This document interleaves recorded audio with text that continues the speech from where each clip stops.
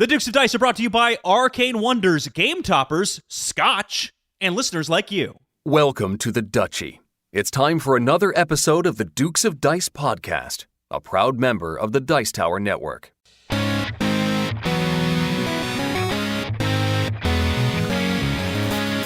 Coming to you from the Duchy of the Duke City, Albuquerque, New Mexico, and the Gateway City, St. Louis, Missouri, it's the Dukes of Dice, a podcast about board, card, and occasionally role-playing games. Today, the Dukes bring on Jeremy Howard to break down Lost Ruins of Arnak versus Dune Imperium, the great debate of board games. And now, the Dukes of Dice.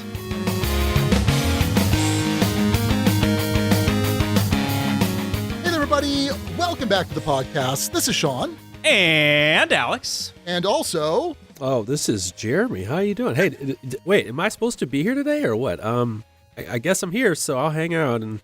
Are any of us supposed to be here today? I don't know. This was our day off. Is this on? So real quick, this is episode 242, which we're calling Indiana Jones and the Temple of Dune. Yeah, you heard me. Whoa. The Temple of Dune, not Doom. That title suggestion, brilliant suggestion, thanks to our buddy BJ over at Board Game Gumbo. Oh, BJ! Of course, we're talking about Arnak. What was it? Wait, Ruins of Arnak? Legends of Arnak? Ruins of Arnak. Lost Ruins of Arnak. Lost Ruins of Arnak. Which Come on, man. Find it at all there. it's got the pulp adventure Indiana Jones theme, and of course talking about Dune Imperium. So that is a fantastic title suggestion, thanks to BJ. And we get all of our help naming our episodes over on our Board Game Geek Guild. That's guild number 2008. You should definitely go check it out. And we've got some great alternate title suggestions that we'll give you at the end of the episode. All right. So, hey, thanks for sticking with us, everybody, for a delayed week. Normally, we would have dropped our episode last week, but things and stuff were happening. And yeah, no, that's all I got. So, Jeremy, how long has it been since you were on the podcast? About 6 months? Yeah. Was it pre-COVID? Was it pre-COVID or was it?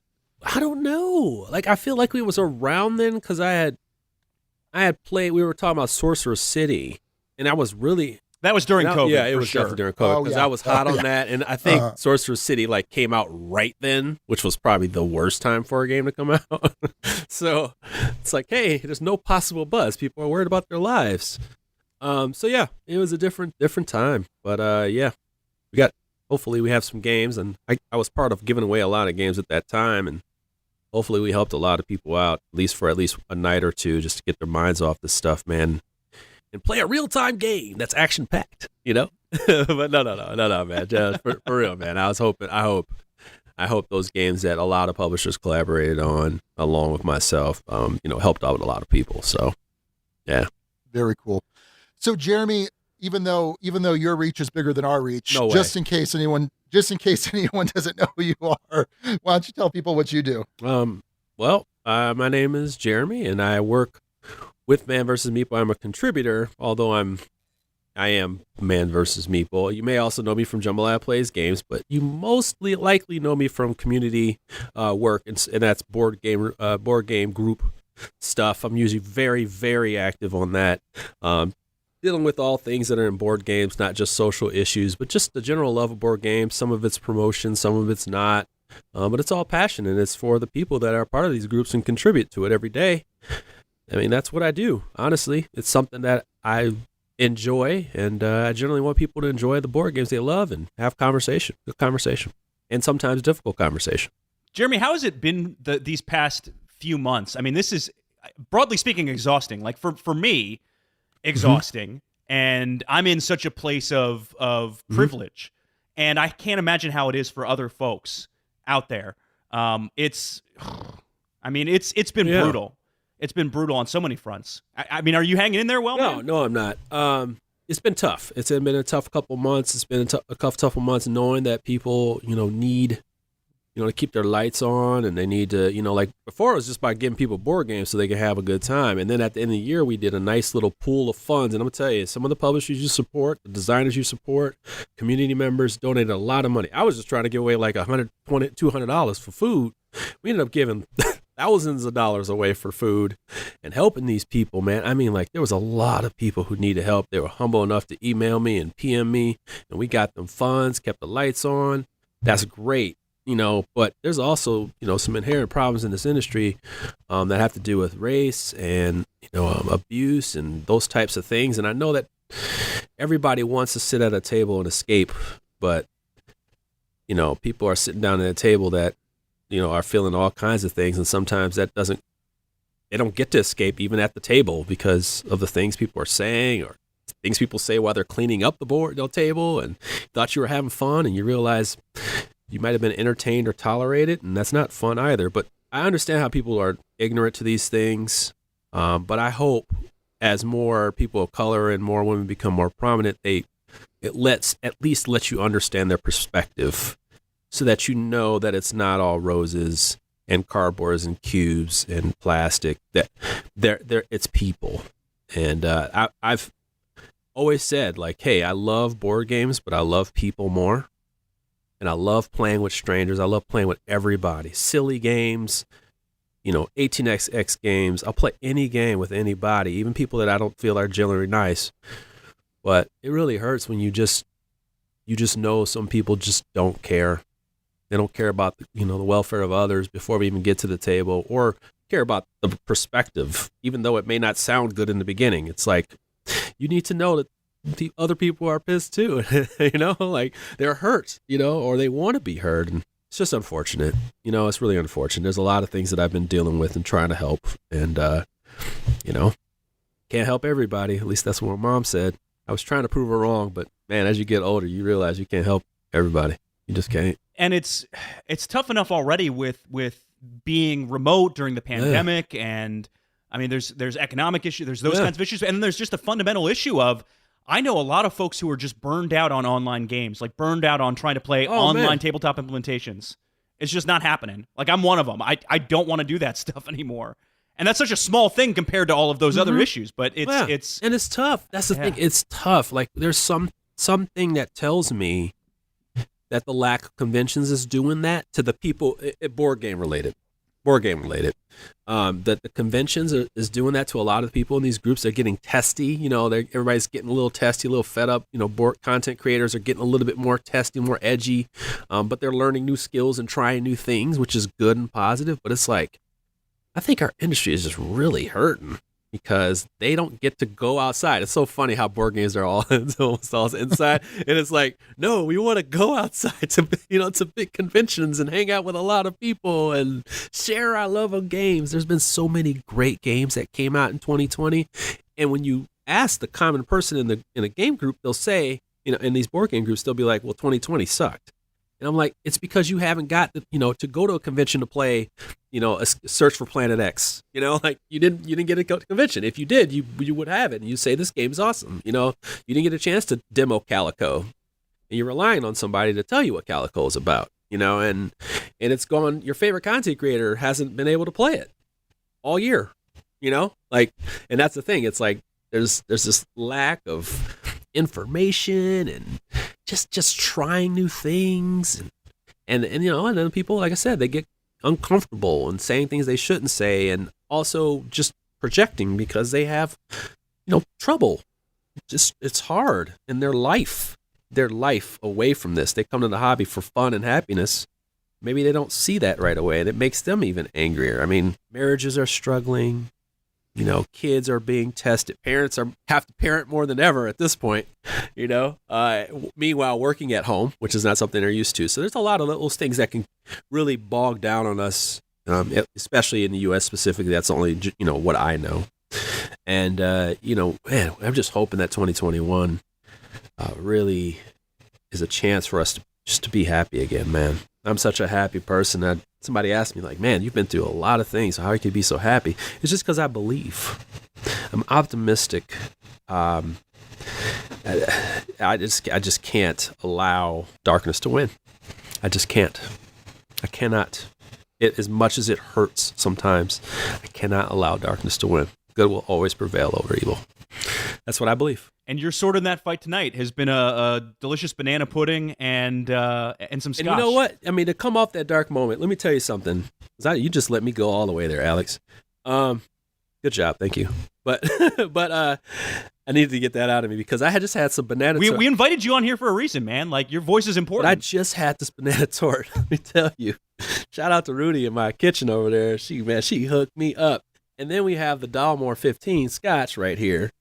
I'm feeling jealous because Sean, he has the 21 year going. It's all I can drink. I'm not a big Scotch drinker, so. Oh, you just go hard when you go. I don't want. Well, kind of. I'm more like, so I'm a beer drinker first while I'm doing keto, which I've been off for the last week. Okay. I'm a wine drinker, but my wife, fiance, whatever we want to call her, she's the Scotch drinker, and I feel bad because I always get her a 21 year Belvini for Christmas every year, and she hadn't opened it yet, so I opened it.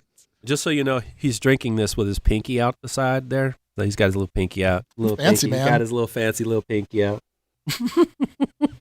Now, see, I had a lovely bottle of scotch that Steve O'Rourke, the name father, got for my bachelor party. And that bottle of scotch is no more. Gone. It has been drank clean on through. So tonight I am rocking a random concoction. I just poured some gin and mixed it with some limeade. So not rocking the scotch because I just don't have any. Yeah, dude, it's just one of those, it's 'tis the season, whatever night you want to make it, right? But yeah, man, just trying to loosen up a tad. Of course, when we start getting to talking about games, my passion comes out in another way. So just thanks for letting me be, real honest and forthright, because I had some bad energy coming into this. I don't want to get everybody down. Let's have some fun. I'm down for that too, man. Let's do it. I got a lot of feelings about these awesome games, so. Sean, before we even got rolling, you told me you wanted to talk format. Now, I want to break this down for listeners because we're talking about two games that are deep and meaty. Like we've done multi-reviews before, but they're usually not of games of this heft. And we have, these two are the spotlight games. They're in the top 5 of the hotness as of the time of this recording. They're battling back and forth. They're getting compared. The intent was to ditch recent plays, ditch news, ditch double take, ditch all that fun stuff. And just kind of focus on this. But Sean, you wanted to talk about some sort of format change, and you didn't want to tell me what it was until we got on the show. And I've been anxious and anticipating, and I don't know what this is. So what are we doing? Okay, yes. So we're abandoning all of that, and you're right. We have reviewed multiple games. Usually it's one game that we review at a time. That's our featured review. We've done multiples before. And typically what we've done is we will review one game in its entirety. We'll do rules breakdown. We'll do rulebook, components, arts, gameplay, theme, etc. Final score, boom, move on to the next. That's what we typically do. I don't want to do that because there are some shared elements. These are very different games. Dune Imperium and Lost Ruins of Arnak. That's the name of the game. They're different games, although there's some shared elements to them. And some comparing and contrasting, I think, is good. And so I would like to kind of review one element at a time for both games. All right, that seems pretty straightforward. No big, like you're kind of nodding along. This is an idea I had thought of and just hadn't brought up to you. So I'm on board so far. So far. Okay. So ultimately, we like to think that a final score of a game is. Well, a game is more than the sum of its parts sometimes, right? Like you may say, this theme was terrible, but it didn't matter because the gameplay was so good. Or, man, the components were trash, but it was a really immersive experience otherwise. Who knows? So what I want to do is I want to try something a little bit different. Since we're already branching out, what I want to do, and I have a Google Sheet up, and it's got the different categories, rules, or rule book rather, art and components, gameplay, and theme. And I want us to assign a score for each of those things.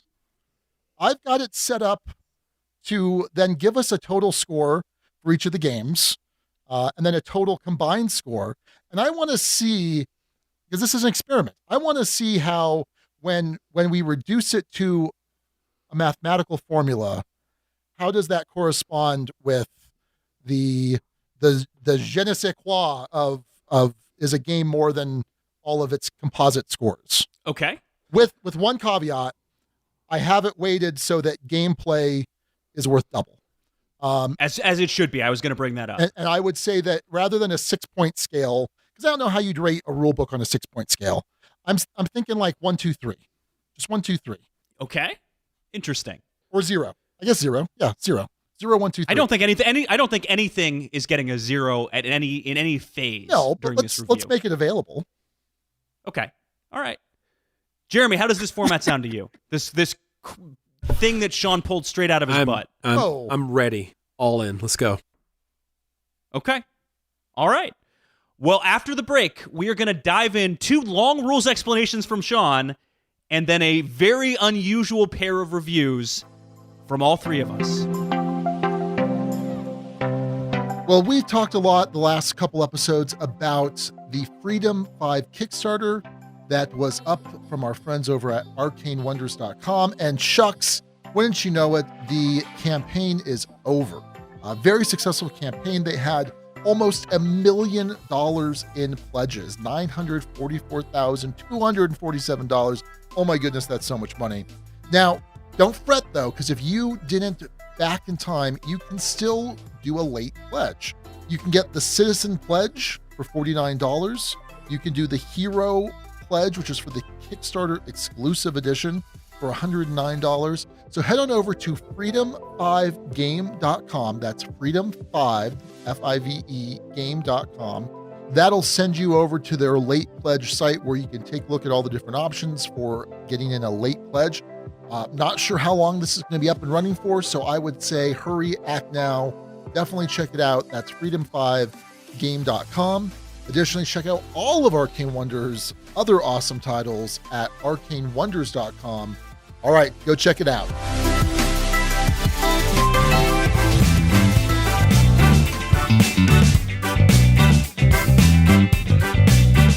Sean!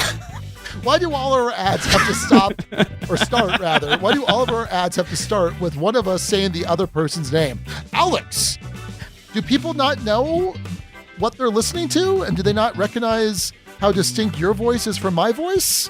Well, Alex, I think that we're completely distinct as human beings and individuals. I agree. For example, Sean, which is you, not me, you have a very lovely game topper, do you not? I do, in fact, Alex, have a wonderful game topper. I enjoy it so very much. It's something where I don't have to have a full-on, all-purpose, all-the-time game table. I can have a game table when I want a game table and have a normal table when I don't want a game table. So, Sean, I hear that, well, shoot, the Kickstarter's over, right? The Kickstarter's been over for 6 months? How on earth can I get my own game topper, Sean? Well, Alex, it turns out it's not too late. You can go to Game Topper's website at gametoppersllc.com, and there are still some toppers you can get. Some of the packages have already sold out, but there's still some things out there. You get a Baker Street bundle. You can get some of their amazing thematic game mats. Sean, I got a little secret for you. Is the secret... Wait, Alex, I have a secret for Sean, you. Based on this fact that our buddy Berkey is a very industrious fellow? It is, in fact, Alex, that our friend Berkey is a very industrious fellow. And keep your ears peeled, Alex. There's another Kickstarter coming later in 2021. Should I keep them peeled or should I keep my ears to the ground? You should keep them somewhere where they're going to be able to hear this news. Okay, fair enough. Well, if you want to learn more about Game Toppers and the awesome products that they have, you should head on over to GameToppersLLC.com. It's always a showstopper when you're playing on a Game Topper.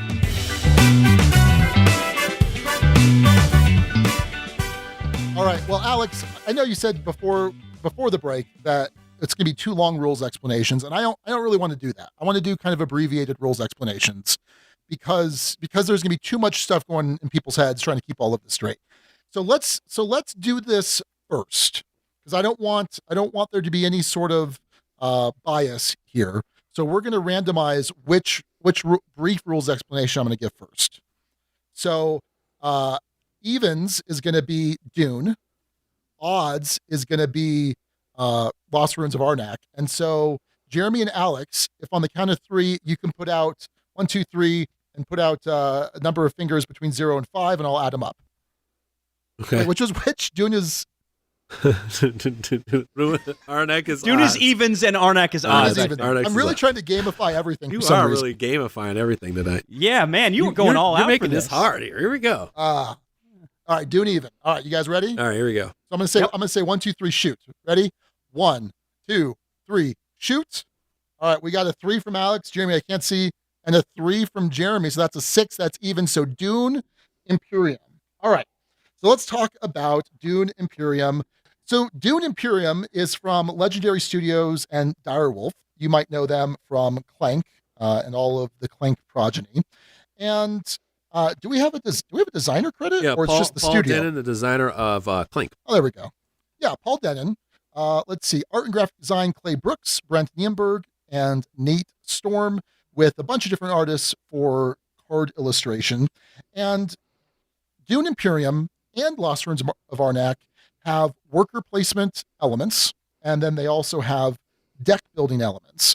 And in Dune Imperium, you're going to be vying for control of the planet Arrakis, also known as Dune. There are, this is tens of thousands of years in the future. There are these great houses that are vying for control of the Empire, this galactic empire. And ultimately, you are taking control of one of these great houses, represented by one of the leaders, which can give you some special abilities. And then there's going to be a variable number of turns, although I think it maxes out at, is it 10 or 12? 10, I believe. Yeah, I think 10 turns. But the game may end before that because there's a victory point track. And once you reach a threshold of 10 points, that's going to trigger the last round. Or otherwise, when you get to the 10th, end of the 10th round, that'll be it. And then at the end of the round, you'll see who has the most victory points, including some endgame scoring cards, potentially, and other adjustments mid-turn. And that's going to be the ruler of Dune. So I mentioned that there's both worker placement and deck building. So everybody has 10 cards, identical decks to start with. And there are certain elements of the cards that will allow you to purchase other cards from a card row, like most deck builders. However, instead of using these to purchase cards, you can use these cards to assign workers to the board. And there's, I would say, 14, 15, 16, 17, 20-ish spots. No, 24-ish spots, I think, where you can assign workers. You are going to start the game with 2 workers. And there are different areas of the board. So, for example, there's the spice production. The spice melange is the most expensive product in the galaxy. It allows interstellar travel. It increases lifespan. It allows the Ben Gesserit witches to look back into other memories so they can have all of the female memories of their ancestors, which is really cool. And so there's a whole bunch of spaces for spice production. There's also spaces that's the Galactic Council or the Landsraad. There's also different city spaces that are on Dune. And then there are 4 factions in the game. There's the Fremen, there's the Ben Gesserit, there's the Spacing Guild, and there is the Emperor. And for each of those factions, there are 2 worker placement spots that you're able to go. And anytime you go to one of those faction spots, you're also going to increase your influence with that particular faction. As you go up in influence, there are various bonuses that you'll get, victory points for reaching a certain level, and eventually, if you are the highest and you've reached a certain threshold, you can even have a formal alliance with that faction, which again has other point benefits and some other in-game benefits. So the turn looks like this. You are basically placing a worker, generally speaking, but you have to play a card from hand that matches the destination worker placement spot you want to go. So if I really want to go to a spot in the Landsraad, the green triangle spots, I need to have a green triangle icon on one of my cards. And if I don't, then I'm kind of stuck. I can't do it, which is an interesting part of the game. So you're going to do that. Usually you're going to play out all of your workers. There's ways to get extra workers. There's ways to get a temporary worker. And then at the end of your turn, or at the end of playing out all your worker placement actions, you are able to then, with the remaining cards in hand, buy with what's left from the card row. And that's really cool. It's a very different style of worker placement game. I should also point out that when you're playing workers out, some of these cards give you bonuses when they're being played to place a worker rather than when you're using them to purchase other cards.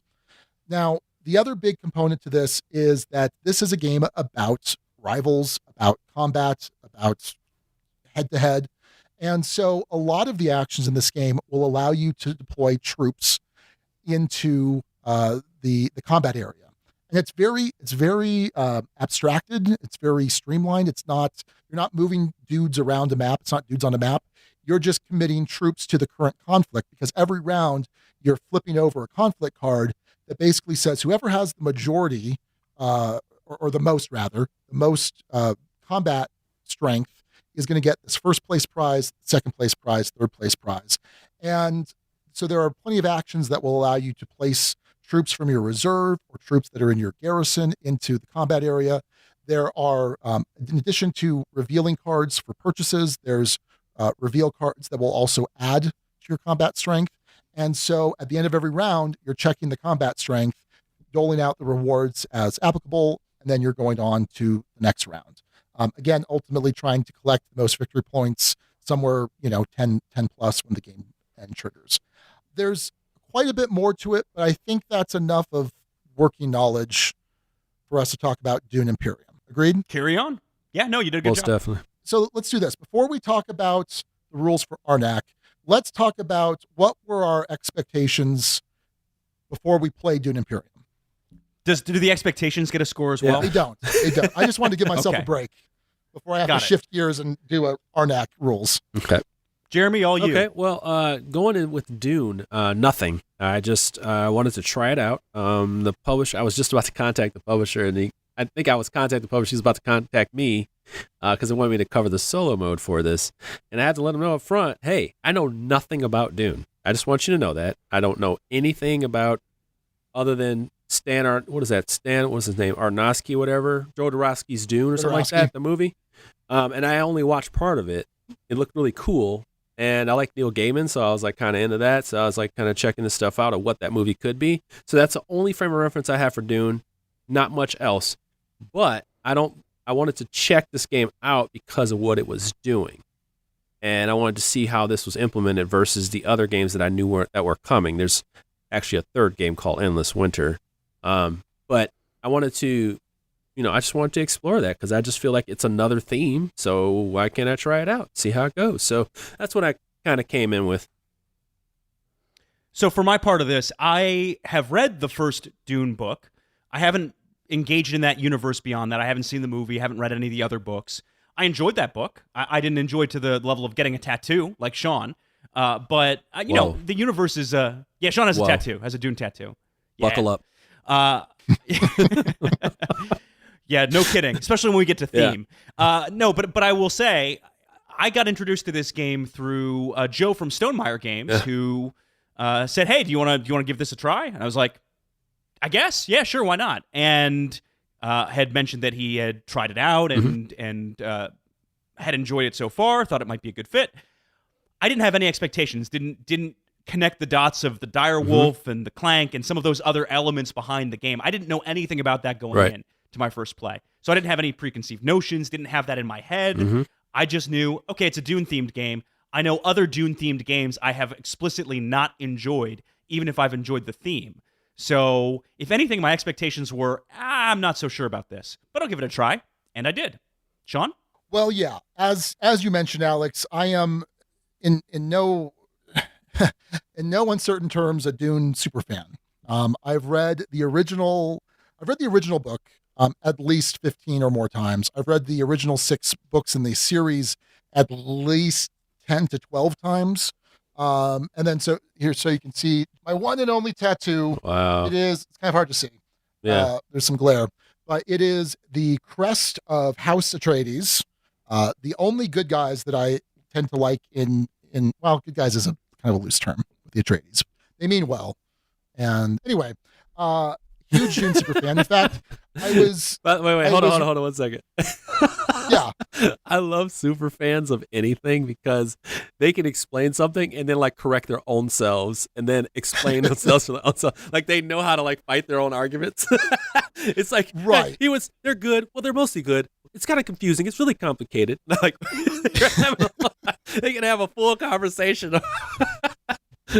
On the surface, as far as what most people would recognize about Dune, they would recognize the House Atreides, Paul Atreides, Muad'Dib is is that they're the good guys. It's a sign of good lore, though. It's a sign of good lore when you have complications, though, right? So there you go. Yeah, but he's going to be responsible for the death of trillions. Mm-hmm. Not so good then. Well, yeah, not so good. But it ensures the survival of humanity indefinitely. So, anyway, sidebar. I mean, yeah, the greatest mass murder in human history. It's great. Fine. It's fine. They're the good guys. Wow. Anyway, I like Dune a lot. I was recently on the Cult Classic Callback podcast to talk about the Dune movie, which I'm not a huge fan of the movie, but I've watched it a bunch of times, and I like being immersed in the Duneverse, if you will. Oh, yes. And so I'm always excited about Dune games. I have played almost every Dune video game. I've played almost every Dune card. I remember there's a CCG that came out in the late 90s. I played that. I've played a bunch of the board games. Well, not just the one board game, and this Dune Imperium. And so obviously this is a property that is very near and dear to my heart. And I had tremendous confidence in Direwolf because I'm a big fan of Clank. And the production looked really good. I knew that, and we'll talk about this more in art, but it was using drawn art, actual art, not clips from the movie that was supposed to come out in December. I really like that. I had pretty high expectations, but I try and temper those when it comes to a property like Dune. So that was my initial expectations, high, because I had a lot of trust in the designers and the publisher. You have hope. You always have hope, right? Yeah. Something you love. So it's something that you love. So of course you have hope. You want this thing to work out. Yeah, absolutely. Yeah. All right. Well, let's switch gears briefly to Lost Ruins of Arnak. This was designed by Min and Elwyn, which it's one person and another, and they only have one name. I don't know much about that. There's also, let's see, 1, 2, 3, 4, 5 artists that are given credit. They have what appear to be our Eastern European names that would just be a disaster for me to pronounce, like a disaster. So I'm just going to say these wonderful artists who have produced a really great looking board game, you should go check out their entries on the BGG page for Lost Ruins of Arnak. Okay. So Lost Ruins of Arnak, you are taking the role of an intrepid explorer exploring the island. Right, it's an island of Arnak. Right? I don't know the backstory of this game, as we'll talk about in themes, but Perfect.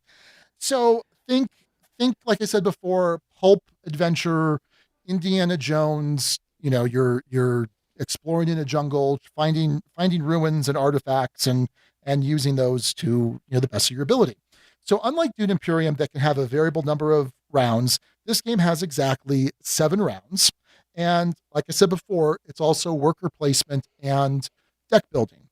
This has a slightly more traditional deck building in that there's not a reveal phase or a reveal turn that happens to Dune Imperium. But again, you're choosing to use your cards either for a buy power or for placement out on the board. So there are a number of initial camps. These are your worker placement spots. There's either 1 to 2 available spots to place workers in the starter camps. It depends on how many players you have to start with. And then there are additional camps that through some intrepid discovery, you can find and now make them available as the game goes on. There's these level 1 sites, and then there's these level 2 sites. Of course, there's going to be more, better reward for these level 2 sites. So every player, again, has the same number of cards in their deck. 6 cards, which is a low number of cards for most deck builders. And in addition, you don't have a true discard pile. So whenever you're kind of done with your turn, rather than cards going to the discard pile, they're going to get shuffled up and put on the bottom of your deck. A very interesting change from most deck builders. And so on your turn, you're going to be playing cards. Some of them are going to have a compass icon. Some of them are going to have a money icon. And some of them eventually are going to have these abilities that you can play for their effects, or they're going to have a certain travel icon. So there's a foot, there's a boat, there's a car, and there's an airplane. And certain worker placement spots require different modes of travel, and there's a certain hierarchy. So you can substitute a foot with a boat or a plane, or excuse me, boat or a car, and then a plane can substitute as anything. So that's kind of interesting too. So you're going to go to these spots where you're going to get gold or compasses or not scrolls, tablets, or you're going to get these arrowheads, or you can get these rubies. And there's a resource management element here where you're basically moving things around to get other resources and so on. Now, there is an available card row, but there are two types of cards. There are items and there are artifacts. And at the start of the game, you're going to have 5 available items to purchase from, and you're going to only have 1 artifact. But as the game progresses, the number of items you have available to you to purchase goes down, and the number of artifacts increases, which is pretty interesting. Items are going to get purchased with gold. Artifacts are going to get purchased with compasses because you have to kind of search for them. And when you purchase an item, it'll go to the bottom of your deck. When you purchase an artifact, it's going to get played for its effect immediately. But then in the future, when you play it from your deck, you're going to have to spend a tablet if you want to activate it. Now, one of the cool things about discovering these new locations, these new sites, is that when you go search a site, you have to pay some amount in compasses. It's 3 compasses for the level 1 sites. It's 6 compasses for the level 2 sites. And you go there, you pay whatever you need to pay, and then you get some benefit of a random flipped over tile for that type of site. So maybe it gives you 2 arrowheads and a gold, which is better than what you would get from the base sites. However, you have awakened some sort of guardian, some sort of temple guardian that is a monster from another deck that gets placed over that site. And if you remain there at the end of the round without having defeated the monster, you basically take a fear card. And fear cards are worth negative points at the end of the game. And they're also kind of dead cards, although technically they also offer you a boot if you need a boot, but boots aren't super useful very often. And so one of the things that you'll do is you'll have to pay a certain amount of resources to defeat these monsters. Monsters are worth 5 points. That is nothing to sneeze at. Plus, they might give you some sort of immediate effect, not immediate effect, but an effect at the time of your choosing. Either resources or getting rid of a card from your deck altogether, or maybe even a certain type of travel icon. Now, there's also the research track, which is on the right side of the board. And you have 2 different markers that keep track of your research. You have your magnifying glass, and then you have your notebook.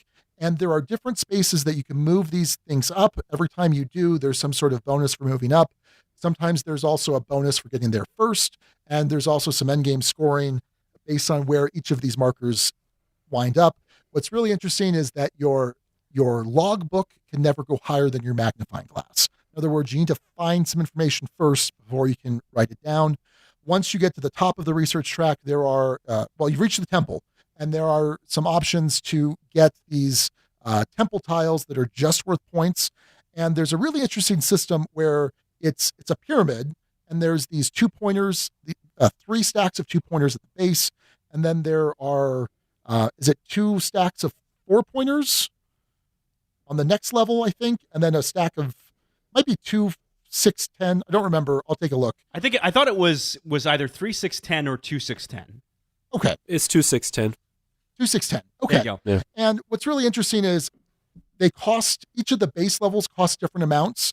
And then if you want to get the second level that kind of straddles the bottom 2, you have to combine those amounts. And then if you want to get the top tier, you have to combine all 3 amounts, which is pretty interesting. There's also some assistance that you can get throughout the game as you go up the research track, which give you some abilities you can use once per round. At the end of the game, you're going to be totaling up a bunch of points from defeated monsters, points from where you're at on the research track, points from the various cards that you've purchased, because they have somewhere between 1 and 4 points, I think. And then for all of the temple tiles that you have accumulated. And whoever has the most points is the greatest finder of stuff in the lost ruins of Arnak, aka the winner.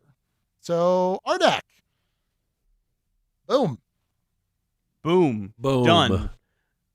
Expectations. Somebody talk. Not me. Go ahead, Jeremy. Expectations going into this one. I was more aware of this one going beforehand. I've known Tony since he was with Arcane Wonders, and he was a rep for it. He kind of warned me about the game. He was like kind of excited about it, and yeah, that was just like the one that I always, whenever I'm calling about games that are coming this year, I try to like find out information of what's coming in at the end of the year. So I knew that this was coming. I didn't know what it was, but then they kind of said worker placement deck building. I was like, oh, okay, that sounds interesting. So yeah, like I was really kind of hyped to see what it was. Once again, I knew of another game, but I was like, I want to see what they're doing with it. And I know that CG does good stuff. So I want to, after Sanctum, I was like kind of hyped on what their games are. So that's all I really knew, because the theme, when I saw the box, I was just like, I don't see, whatever. It's a jungle theme. I wasn't really worried about that. I was more so worried about, hey, is this game going to be good? So I'm not fooled by a cover, as I always tell people. I'm not into the cover. Cover doesn't always get me. So for my part, it was sort of one of those games where you hear a game is hot. You hear a game is getting a lot of buzz. You hear people are talking about it. You hear this is something that you need to play, you need to try, but without any specific knowledge as to why or what's behind it or why people are finding it so unique. And I actually played this one before I played Dune Imperium by about a month or so. Played this one with BJ from Board Game Gumbo on my initial try. We were looking for games to play during BGGCon Online and saw demos for this were open, so said, okay, heard this thing's hot, let's give it a shot. And it was just the two of us, and the demoer from CGE, and yeah, I'll talk about thoughts as we get into it, but I didn't have any real impressions of the game other than the buzz around it. The theme certainly didn't excite me, kind of much like you said, Jeremy. It's like, it's a jungle theme. Yeah, whatever. Yeah, and the thing is that like I was aware of it, but I didn't get my hands onto it because it was like later to come in the year. But I had played the demo at the BGG Con as well, and then I also had played Dune Imperium, so I had played it for like a week. I played that game for a week straight, and I played it every night for a week. And then my game group came, and I played it with them. And my friend came over, and I played it with him. So it was just like I made sure I played it at so many player counts. So I had really kind of gone all in on Dune, and I was ready to see what this game had to offer. So I was like, I was excited about this game. I was really hype on this one because I knew something was going to be good, So I had a lot of excitement going into this, now that I think about it. Sean? Yeah, so I've never been a big fan of pulp adventure. I mean, I've enjoyed 2.5 of the Indiana Jones movies, but I wouldn't say it's my thing, right? And I think of a game like Fortune and Glory, which is more of an Ameritrash style game with this kind of theme, not something that ever interested me. So I saw the theme. I saw that, it's a midweight Euro, which, I've been down on more recently, obviously. And I wasn't super thrilled after I played this for the first time after playing Dune Imperium, I think by that point 2 times. And so I liked the idea of worker placement and deck building. And so I was certainly curious to see how it was implemented. CGE has made a ton of games that I love, so that certainly helped. But overall, I wasn't super excited, and I didn't have necessarily super high expectations for Lost Words of Arnak. Definitely not as excited as Dune. Jeez. No, I don't have an Arnak. You don't have an Arnak I don't have tattoo? an Arnak tattoo. Oh my gosh. Yeah. Oh, I was hoping. Was that for some foreshadowing just there? Yeah. Or not, or maybe who would get an Arnak tattoo? I mean, yeah. Come on. No, I'm serious. I actually thought you were going to have CGE on one arm, and then and then your faction on the other side. You're just like, I'm at odds with myself. Right? That's what I thought. Oh, Sean constantly torn apart by the battle for his soul between Dune and the publisher CGE Czech Games Edition. Constant rivals. Constant rivals. He's like, I don't know if I really like CGE games though, but I just felt inspired and I got it. What is the one? Okay, timeout. Momentary timeout. Okay. If you had to get a tattoo of one board game publisher, oh my gosh, which board game publisher would you get? Sean, I know what your answer should be to this, and I'd be surprised if it isn't this answer. Now, here's the thing, though: the one that I think GMT for you, it's such a bland looking logo. It is a bad That's one. the problem with it. Yeah. No, it wouldn't be. It wouldn't, no, I don't. What? No, what? Who's got a sweet? It has to be a publisher. Yes. Has to be a publisher. That's the question. Because I would do the Magic logo maybe. No, that's not a game. So I'd have to do Wizards of the Coast. Oh God. Yes, no. Wizards of the Coast logo. Who's got a really sweet logo? Direwolf's a sweet logo. Yeah, actually, I have a pretty good. Mine is pretty good. I'm actually yours, pretty happy Jeremy? with mine. Mine is Chip Theory Games. Okay. Yeah, it's got like a little planet kind of nebula looking look to it. Oh, I like yeah. it. I like it. Okay. I like it. Yeah. I could rock a little Eggertspiel, that fox. And mainly just because I'm staring at it. This is sort of one of those things like Kaiser Soze, but really bad. You're like, oh, I guess where I I'm can do that. looking at Alma Mater from Eggerspiel. I'm like, oh, that's a good looking logo. Yeah, I'll go with that.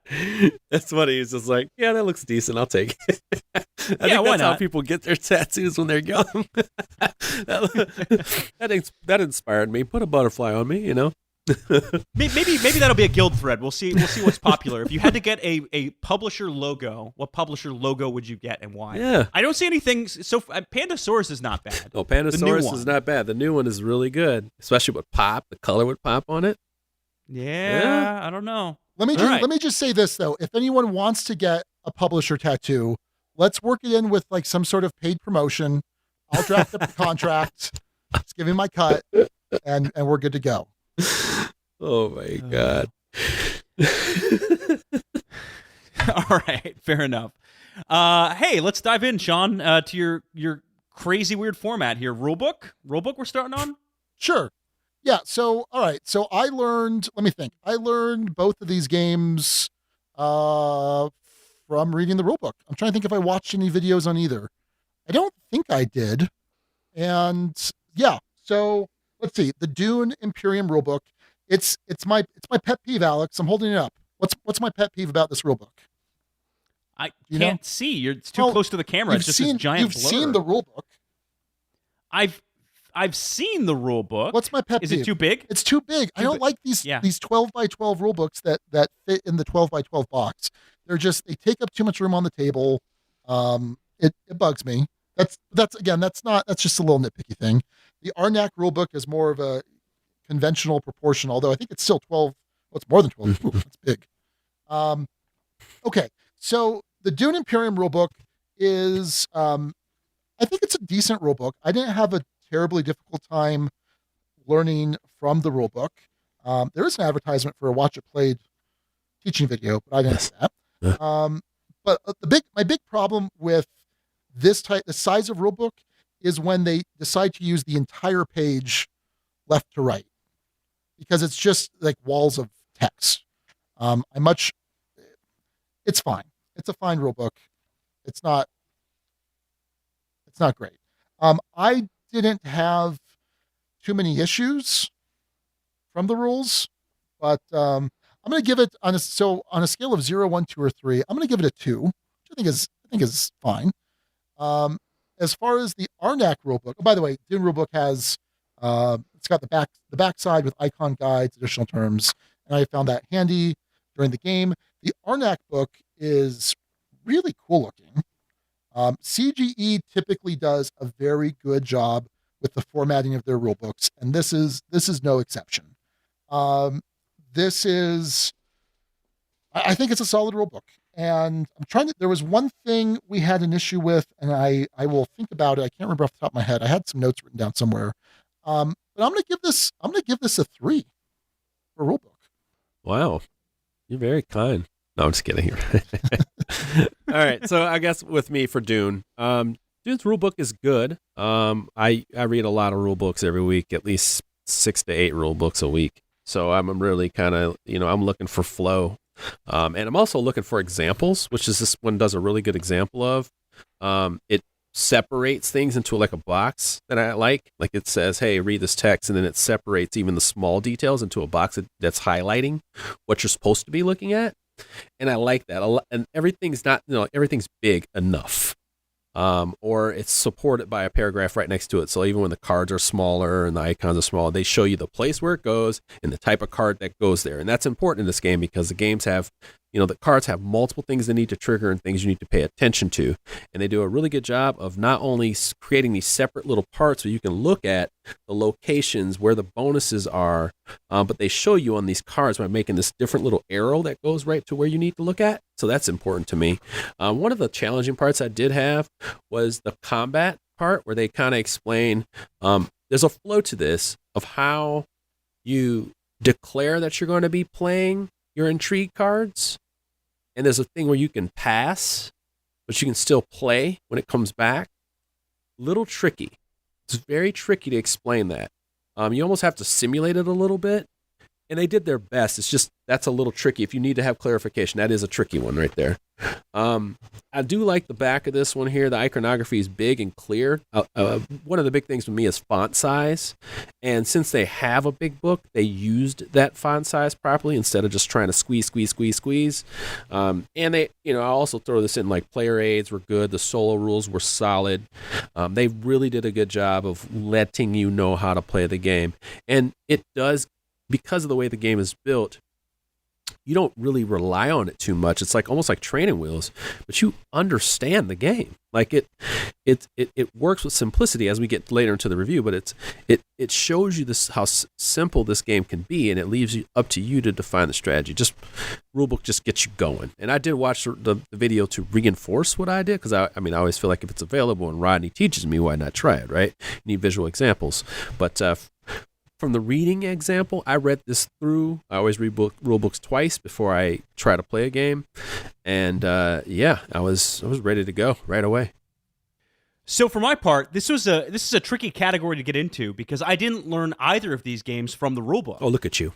Well, I just knew them intuitively by looking at them. Lost Ruins of Arnak Lost Ruins of Arnak in my case, I learned at a demo. A CGE demoer taught me how to play the game. You know what? I'll cut you off because that's the way I did learn it. I didn't mention Lost Ruins of Arnak. Great player aids. That's one thing I have to highlight. The player aids are insanely good. You know how to take a turn. But I did learn the game. I did learn the game from a demo, like you did. Yes. Yeah. Well, and by the way, the demoer who taught me played the entire game, not just like a few rounds of the game. He played it with you. We played an entire game with him, a 3-player game. That was my first play of Lost Ruins of Arnak. Was a full game with the demoer. Mine left. He left. Yeah, fair enough. Yeah. And then in the case of Dune Imperium, Joe from Stonemeyer taught me that entire game. So, and he's a fantastic rules teacher. So, I didn't have to learn either of these from the rulebook. I'll just make some kind of nitpicky remarks. Mm-hmm. In the case of Dune Imperium, there are some concepts like Fremen Bond, as an example, or there's another one in there. I can't remember what it is, but it's another one of those special ability type triggers where I didn't completely understand, and it's in there. I think you can eventually find it. Yes. But it takes some digging, and it wasn't as easy to find as I wanted it to be. So, again, nitpicky. Hard to judge, Sean. It feels tough for me to even assign a score here because I didn't learn either game from the rulebook. I thought the rules video that refreshed my memory for Lost Ruins of Arnak did a fantastic job of refreshing my memory. But again, none of that speaks to the rulebook. I will say both companies did a good job of investing in teaching resources to ensure the players knew how to play. So that's not really speaking to rulebook in terms of a score. You put me as an NA here, Sean? I don't know how this scoring system works. No, I think that's fair. I'm going to say Arnak was definitely a 3. It was really clear. It was just really clear. But I feel like I'm giving it a 3 because I already learned the game, and I was just kind of like scrolling back through. But I give such a I give bonus points to player aids, especially great ones, because and it's not always. It's like a Lacerda game. I can give that same grade, but then there's still some vagary in there, But like these games for what they're trying to do, they do such a good job of keeping you out of the rulebook overall. And you know what? When you said that thing about the Fremen Bond, it's there, but you got to find it. And you know what's interesting is it's readily available on the back of the book, but it's not highlighted because there should be something in there that says, hey, there's the Fremen Bond and there's that one with the Benesser, Jerf, whatever. Like, yep. They should say some cards activate when you play multiple cards of the same type during your round. Like it should just say that. Like it, and you can say like just because, like I said, I highlight these examples, I could say, hey, for example, show 2 cards.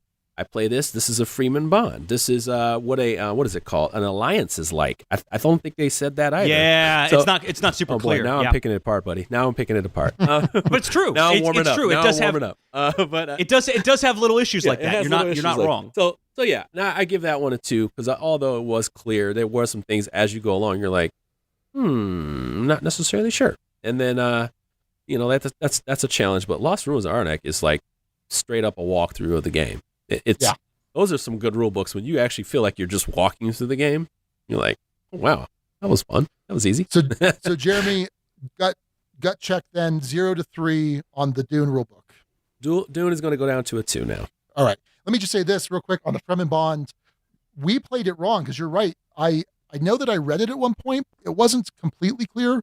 We thought that Fremen bond cards only triggered off of each other. Right. So instead of just all Fremen cards. Yeah. Nope. Yeah. We fixed that in, I think, our second to last game. So, all right. Well, right now, Arnak is coming in hot, 6 to 4. Whew.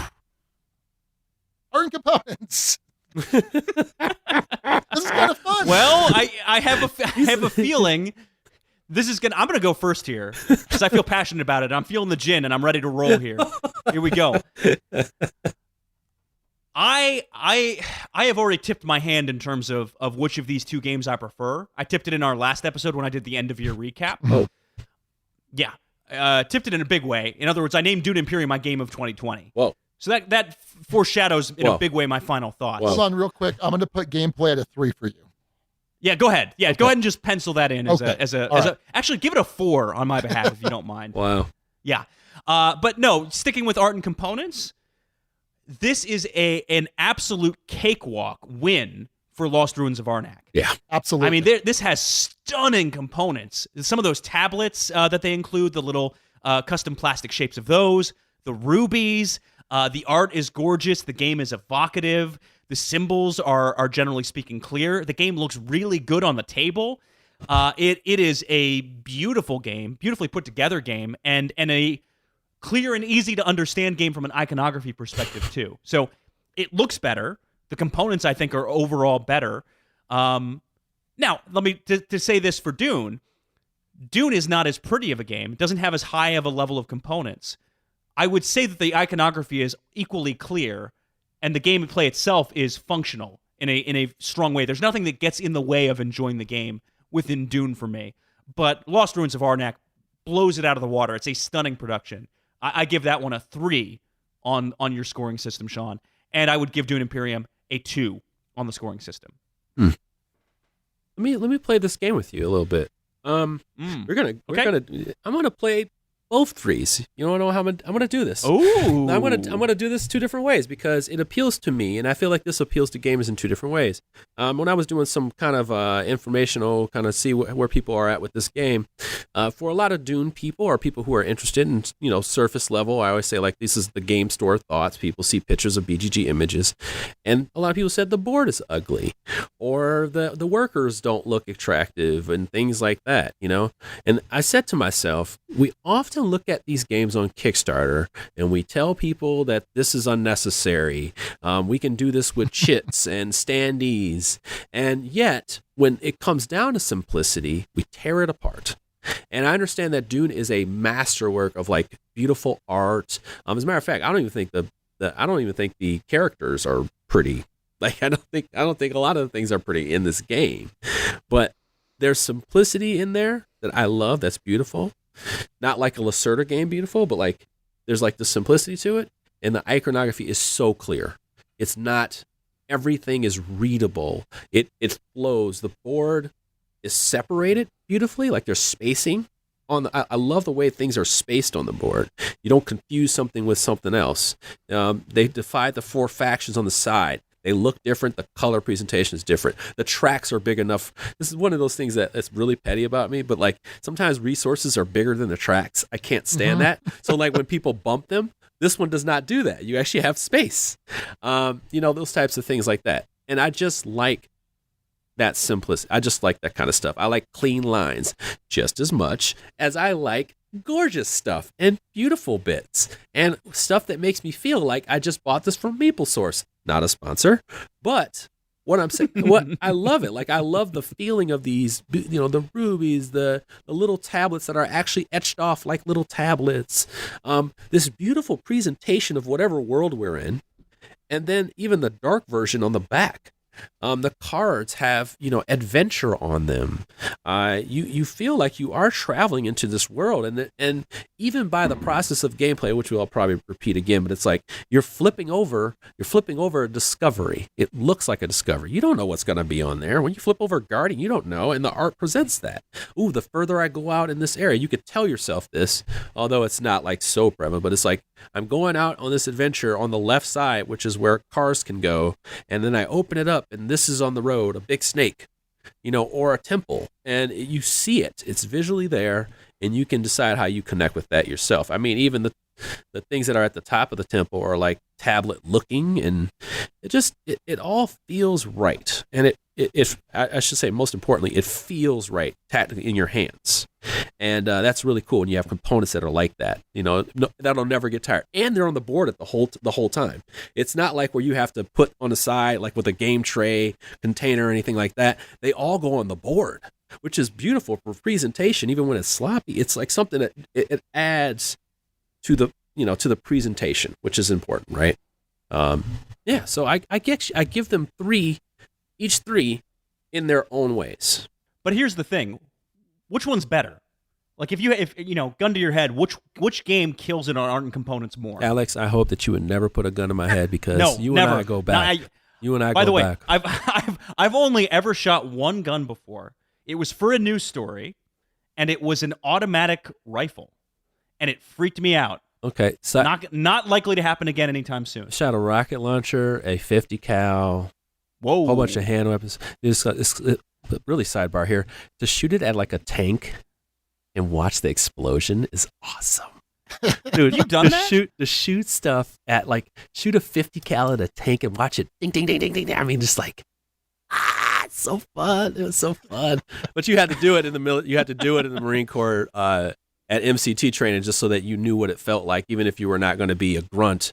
Every Marine is a grunt, no matter what. But we got to shoot these. Like, you at least have to shoot it once.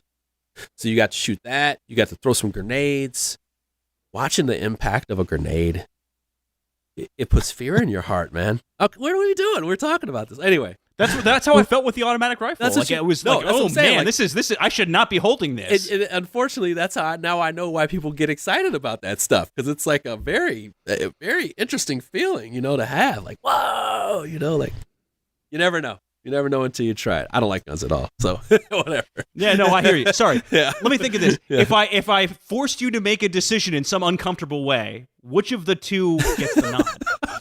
If I put a bowl of ice cream in front of you and I said Yes. you could only have this ice cream if you give us an answer. If you pull a bowl of banana tort like I just had, so I don't have to go back upstairs, and you said bowl to your face. Yep. No. Seriously, I would say 3+ for Arnak, because it's just absolutely gorgeous. I mean, it's going to stop you at a convention. This would be another game that would benefit from a convention. It'd be dead sexy, Otherwise, the person who has Dune would have to put up, characters from the movie and put up a big thing, because it's not going to make you stop.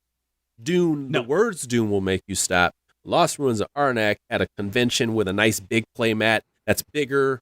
You know how they'll have playmats that are bigger than the actual game? Yep. And they'll have it laid out, which they would definitely do. And then they would have these big components you could move. It'd just be gorgeous. People would stop. They have to figure out what it's all about. And that's how it feels on your table at game night. It's really gorgeous to look at. So what I'll agree with you is I want to acknowledge how good of a production Arnak is, Mhm. but Dune Imperium, this is not a negative for the game, No. in my opinion. No. I think it is fine for what it needs to be. I just feel like there needs to be something in this scale. This scale's broken, Sean. The I don't know broken. about the this. scale's broken. I'm trying to break That it right scale's now. I'm protesting. I'm trying to break it. What do you want to do? What do you want to do? All right, I'm going to go 2.5 Yeah. for On- Dune and 3 for Arnak. Okay, since this isn't our 6-point scale, there's no point. There's no decimals on the 6-point scale. But I'll give you. This is different. This is a different beast. So 2.5. Yeah, I'd say a 5 and a 6 respectively. if we were doing our full 6-point scale. So 2.5 and 3. Okay. All right. So yeah, Arnak, I think, is a fantastic production. It is like, for a type of theme that I don't really care about that much. It is, the art is so evocative. There's all of these guardians that are just these sweet monsters. They look like they can come from, magic cards. And so the card art overall is just fantastic. The board art is fantastic. The iconography, and this is important, is very discernible and readable across the board. And it's somewhat ornate, or at least it's more ornate than the Dune iconography. I think it's pretty clear what all the different iconography means. I think it's just an incredible production. I like that it uses plastic pieces rather than wood pieces. So like there's the arrowheads, the tablets, the rubies, and it kind of adds, if these were wooden pieces, it's like, all right, that's fine, it's standard. But for some reason, and normally I prefer wood to plastic in games, but for some reason it worked here. Normally I'll say plastic works better in sci-fi games, but for some reason I think it worked well here. So Arnak is, on a scale of 0 to 3, it is a clear 3 to me. It is super solid. Dune Imperium. All right, let's talk about the good stuff. I think the card art is fantastic. You have a big oversized card for your character, the different royal houses or major houses and their leaders. I think is fantastic. I think the card art, like I said, is fantastic. I like being able to recognize the characters and their actors that portray them in the upcoming movie. I think it's a very solid production in terms of art. I think that the board, while I agree with everything that Jeremy said, it's all very, it's easy to distinguish one spot from the next. You don't have anything that's super confusing, but it lacks a certain ornateness. And I don't know. Well, I think I think Arnak shows that the iconography can be a little bit more ornate and still be easily recognizable. I think they wanted to make sure that everything was easily recognizable, but for some reason, like the lance rod, I referred to it before as a green triangle. Sorry, it's a green pentagon symbol. I don't know why. The spice production, it's not Spice Productions, it's Choam, which is the name of the corporation. It's just a yellow triangle.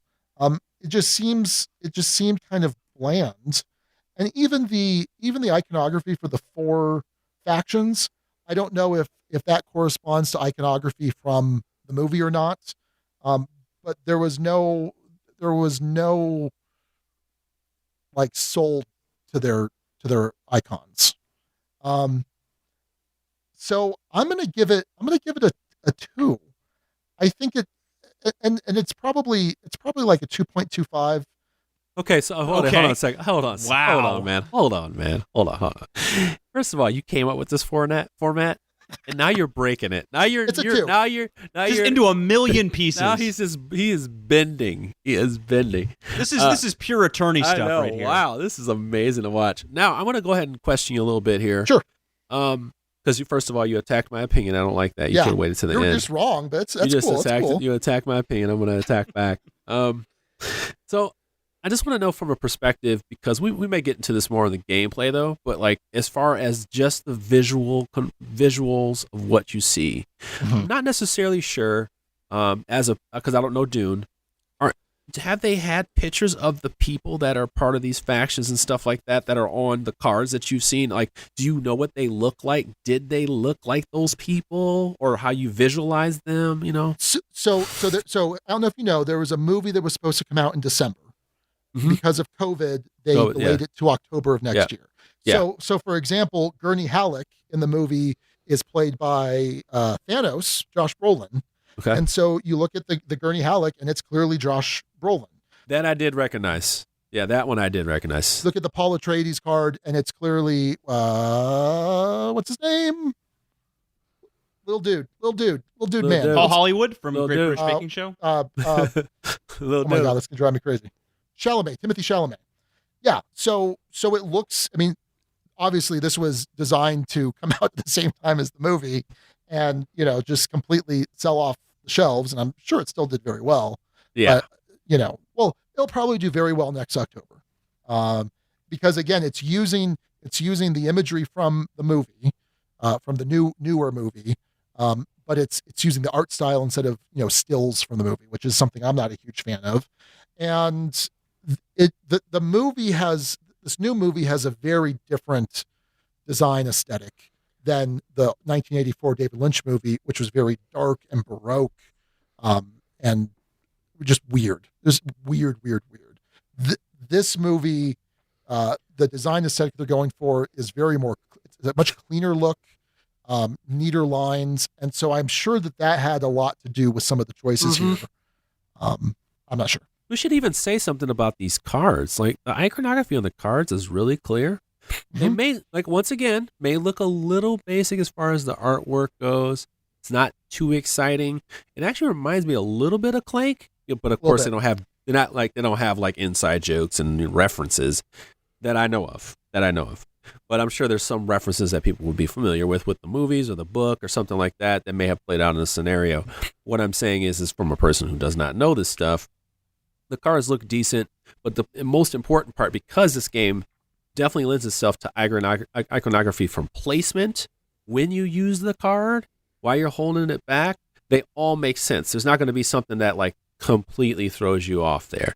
The one thing we talked about with the Freeman Bond, that's something that may come up. It will say Freeman Bond at the end, but it's, like I said, it can be found. It's not the end of the world, but everything else, like what you get for points and all that stuff like that, pretty clear, which is a good thing. Okay, so before we move on to gameplay, Alex and Jeremy, let me give you the individual scores for art and components. Arnak coming out of this round with a 9, Dune with a 7.5, bringing our running total, Arnak with a 15, which is, what is that? That's 3.5 points ahead of Dune Imperium, which is an 11.5. But that's okay. Dune Imperium can gain some ground here in the gameplay round, which is weighted at double points. Woo, boy. I was going to say, Alex is like, can I give this a 6? No, yeah. Can I go beyond the 3? Is that allowed? I'll let you give it a 6, but then I'll only weight it half. So this scale, this scale can change at any moment at this point. You never know. With a convincing enough argument, this could be all thrown in the trash and something new could come from it. You never know. Okay.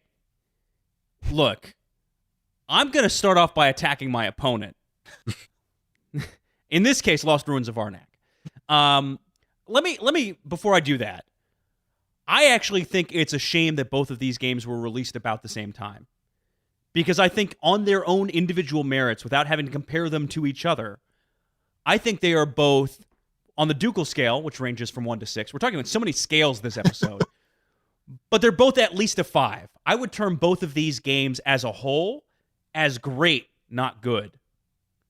I think they're both outstanding. They both introduce something new to the hobby. They both take this blend of worker placement and deck building, and they use it in really interesting, unique ways. In ways that feel divergent and different, but are similar enough because the mechanic is so new that they're unfortunately going to get compared to each other. They don't feel like the same game, but they do have that core. They do have that core that has similarities to it. Restrictions on where you can place and why. Limited workers to use.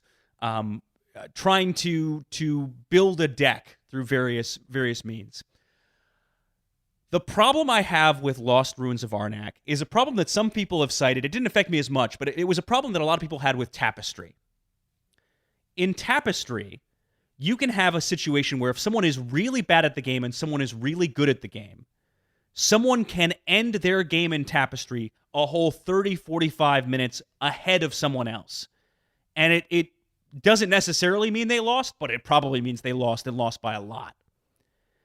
Lost Ruins of Arnak, because of the nature of the turns, because as long as you have some sort of major action to take, you keep taking actions, and it kind of the turn keeps going around, and there's reasons why you might want to stall and wait and see if more favorable cards could come out. I have certainly been in situations in this game where either I've been the person who's been waiting a long time, or I've been the person forcing someone else to wait a long time. And it's entirely, oftentimes, based off of a skill gap. So if you're doing badly at this game, the game has this very strong reminder that you're doing badly at this game because you watch the other person take 10 turns in a row. That's something that exists in Lost Ruins of Arnak, that although there can be a turn disparity in Dune Imperium, sometimes the turn disparity is something that can be strategic. I'll give an example. In one of my plays of Dune Imperium, there was a card that came out. I can't remember the exact name of the card or the function, but basically it allowed you to move up on any one of the influence tracks. And there was a battle for alliances in that moment, a strong battle for alliances. I had 3 of them I was desperate to hold on to. All 3 of us who were playing this game wanted this card. The question is, how much do you give up? Because you can pass and do a reveal turn at any time in Dune Imperium. I placed one of my 3 workers and made the decision that it was better for my game to give up the other 2 worker placement turns just because that card was going to be more valuable than anything else I could do, and I didn't want to risk someone else getting that card before me. Not to mention the fact that I would have to spend strength out of my hand and might not be able to afford the card if I spent all of those points out of hand. I intentionally had less time to play for a very tactical, strong reason. And it worked out, by the way. I ended up winning that game. I got the card I wanted a turn before someone else did, and it worked out. You're a braggart. A little bit, sometimes. And with Dune Imperium, I haven't won every play I've played, but it has clicked with me in a way. I've won one play of Lost Ruins of Arnak. I lost one badly. I finished 1st and 4th.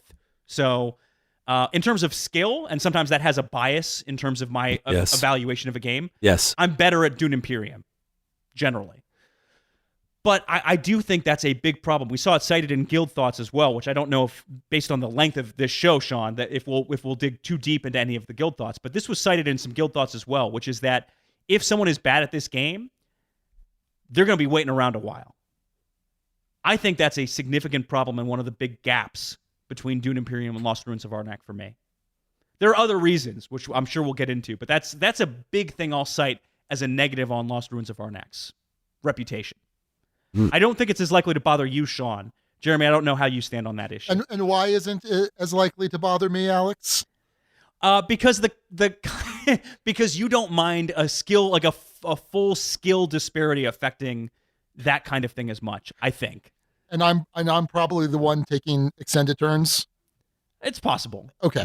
Let me just say this. I hear your tapestry analogy, and I hereby refute it. I agree with you that yes, I did see plenty of games. It's not as wait. Can I pause because you're about to refute my whole thing here. Well, I don't think it's as extensive as it is in Tapestry. Yeah, okay. It's not as extensive as that issue is. Nice but it is still there. Nice parry on that one. Okay. My experience with Tapestry is it's like, okay, I'm done with my game, and now we're gonna wait 40 minutes. That's an extreme. We're gonna wait 15 to 20 minutes for this person to finish. I mean, I didn't see anything to that level here, and it's not on an end of game basis necessarily. It's on each round, and for the most part, it didn't seem to be that bad, because the turns are quick for the most part, and by the time someone's done, you may or maybe at the end of the game you're doing some big stuff, but it just didn't seem that bad. And I didn't hear that complaint. I certainly heard people say, "Oh crap!" To talk more to your skill point, Alex. This person's still going, and I'm done, and it wrapped up pretty quickly. But realizing, well, that deck is more efficient, the gameplay is more efficient. So I definitely see the skill, but I there's certain games that I want skill rewarded. There are certain games that I don't because I want to play it with newer players. I want to play it with Chewy or whatever. So yeah, it doesn't bother me. Oh boy, I got a lot of feelings towards both of these games. Jeremy, where are you at on that specific issue?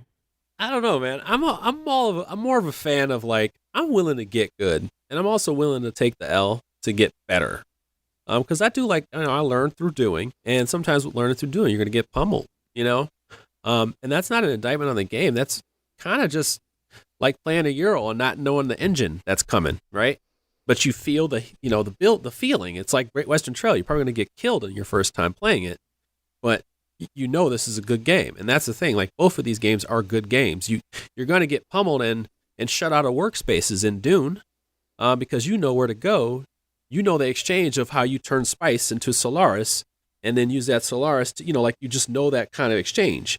You know the importance of conflict every round, and based on knowing and playing some of those cards, you know that okay, so it's the 6th round.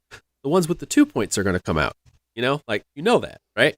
So there's knowledge. You have working knowledge of how it works. But I want to go back a little bit here. So I guess the way I'm going to explain this is I feel like Dune is more of a worker placement game, a strategic worker placement game, whereas Arnak is more of a deck building game with worker placement elements. I think that's where the things get separated. So I want to talk about that. Dune has a feeling of a deck builder, and this is where I'll go with the negative on this game because the game is fantastic. The one thing that you notice right away is that this doesn't feel like a full-on deck builder. Like it has deck building, but you're not going to be buying like 10 cards to fill your deck and then culling 5 and then having this tight deck. You want to get the specific cards you can work with. There's no way to wash cards out, by the way. There's no way to be like, all right, discard 1 spice to get rid of 4 cards or something like that. Well, hang on. I'd object because there's a space on the alliance board that specifically lets you call. No, there's 1 space. Okay, to get rid of 1 card. But I'm talking about fair. I'm talking about the market of cards. So if you I see wanted what to you're get saying. a card, Yeah. You like let's say the first round of the game, first to third round, let's say, you have a whole bunch of cards that come out that are like 5, 7, 5, 4. Sure. It's going to be hard for people to buy cards. Now, what does that do? Well, then you say as a counterpoint, you go, well, there's the council. You put your work up there, and you say, hey, all right, you're going to get two Solaris every turn. Okay, so you'll have that working, whatever. Well, that takes out a round in the 10 rounds. I want to prepare with my Solaris. What I want to do is, I see that I want to get my 3rd worker. That's 8 Solaris. I see that I want to get at least some decent cards, except for the ones that cost 2 points. I can't because nobody's buying anything. Nobody has money to buy anything. But what this game does, without a doubt, is it teaches you like the importance of your choices with those 2 workers. Mm-hmm. And also you have to give up a little timing and take advantage of what you can take advantage of this round, which seems like a negative thing to stop placing your workers when you only have 2. But they pay you off by allowing you to go up these tracks and forcing some kind of pressure to say, hey, like you got to go here. Otherwise, this person's just going to gain allowance and get 2 points. And that could be 2 points in 2 different tracks. And now that person has 4 points out of 10 to trigger the game. There's that pressure. But then there's also like a pressure of like, if this person gets their 3rd worker, I'm going to lose a turn. And then if that person also first that round, they're going to get the Montauk because they figure, I might as well just have 4 workers, right? So then you have the same feeling that you would have in a deck builder where you have somebody who is getting to control all the position in the game if you play it right. Whereas like in a deck builder, more deck builder-like game, like Lost Ruins or Arnak, if you play your cards right? So if you find the cards and you start playing your cards right, a lot of things can happen on your turn. You got quick action cards. You got when you go out and you pick up those ruins stones things, and you can put them on your board. You got choices of whether to take those free actions and flip those over to continue your turn. Now you're converting resources. You're going up tracks. You can take out one of those ruin things, and if you do that, there's actually a choice to use those for cards to help you get to different spots. There's a lot of different things you're triggering off, but Lost Ruins of Arnak really emphasizes the use of cards, even by having the artifacts take over the spending row as the game goes along. Each round, there will be less cards and more artifact cards, which cost resources, but they're generally cards that will start creating an OP deck for you, right? And that's what this game really emphasizes. Otherwise, it's not this, but it is more like I got here before you got there, right? Because there are spots that become more juicy as the game goes along, because as people reveal more of the board by traveling out, they'll start to reveal spots that you can go to and get more choices and resources. But it still suffers from some of the same things as deck builders. It's got negative, it's also got negative feedback. So you got, cards that can stack in your deck that are negative points. People don't like that. You can still get shut out based on player count. In a 2-player game, one person takes a spot at one of the regular tent sites. You don't have a spot to go to. So you're kind of screwed, or maybe you don't have enough resources to travel that much. Different things like that. So you have some of those things to work with. You are taking choices that may shut you out of points by using those things on there. So that you got things that, newer players may not be good at understanding to use. But overall, it's really a choice of what do you want more of in your game? And that's what separates the two for me. I would say, to your strategy point, what's interesting, I already kind of got through the Dune part of just kind of understanding the tracks, because you can win that game without focusing on conflict, because that's going to happen, but you also can just win it by really worker placement and a heck out of it. Or, actually, let's stick with Dune. The intrigue cards, which are like a total game-changing surprise. I won a game just by using these intrigue cards. In the game points, so you can trigger the end game, get to 10 points. Somebody flips an intrigue card and says, "Hey, I'm leading in 3 of these tracks. I'm not even winning them, but guess what?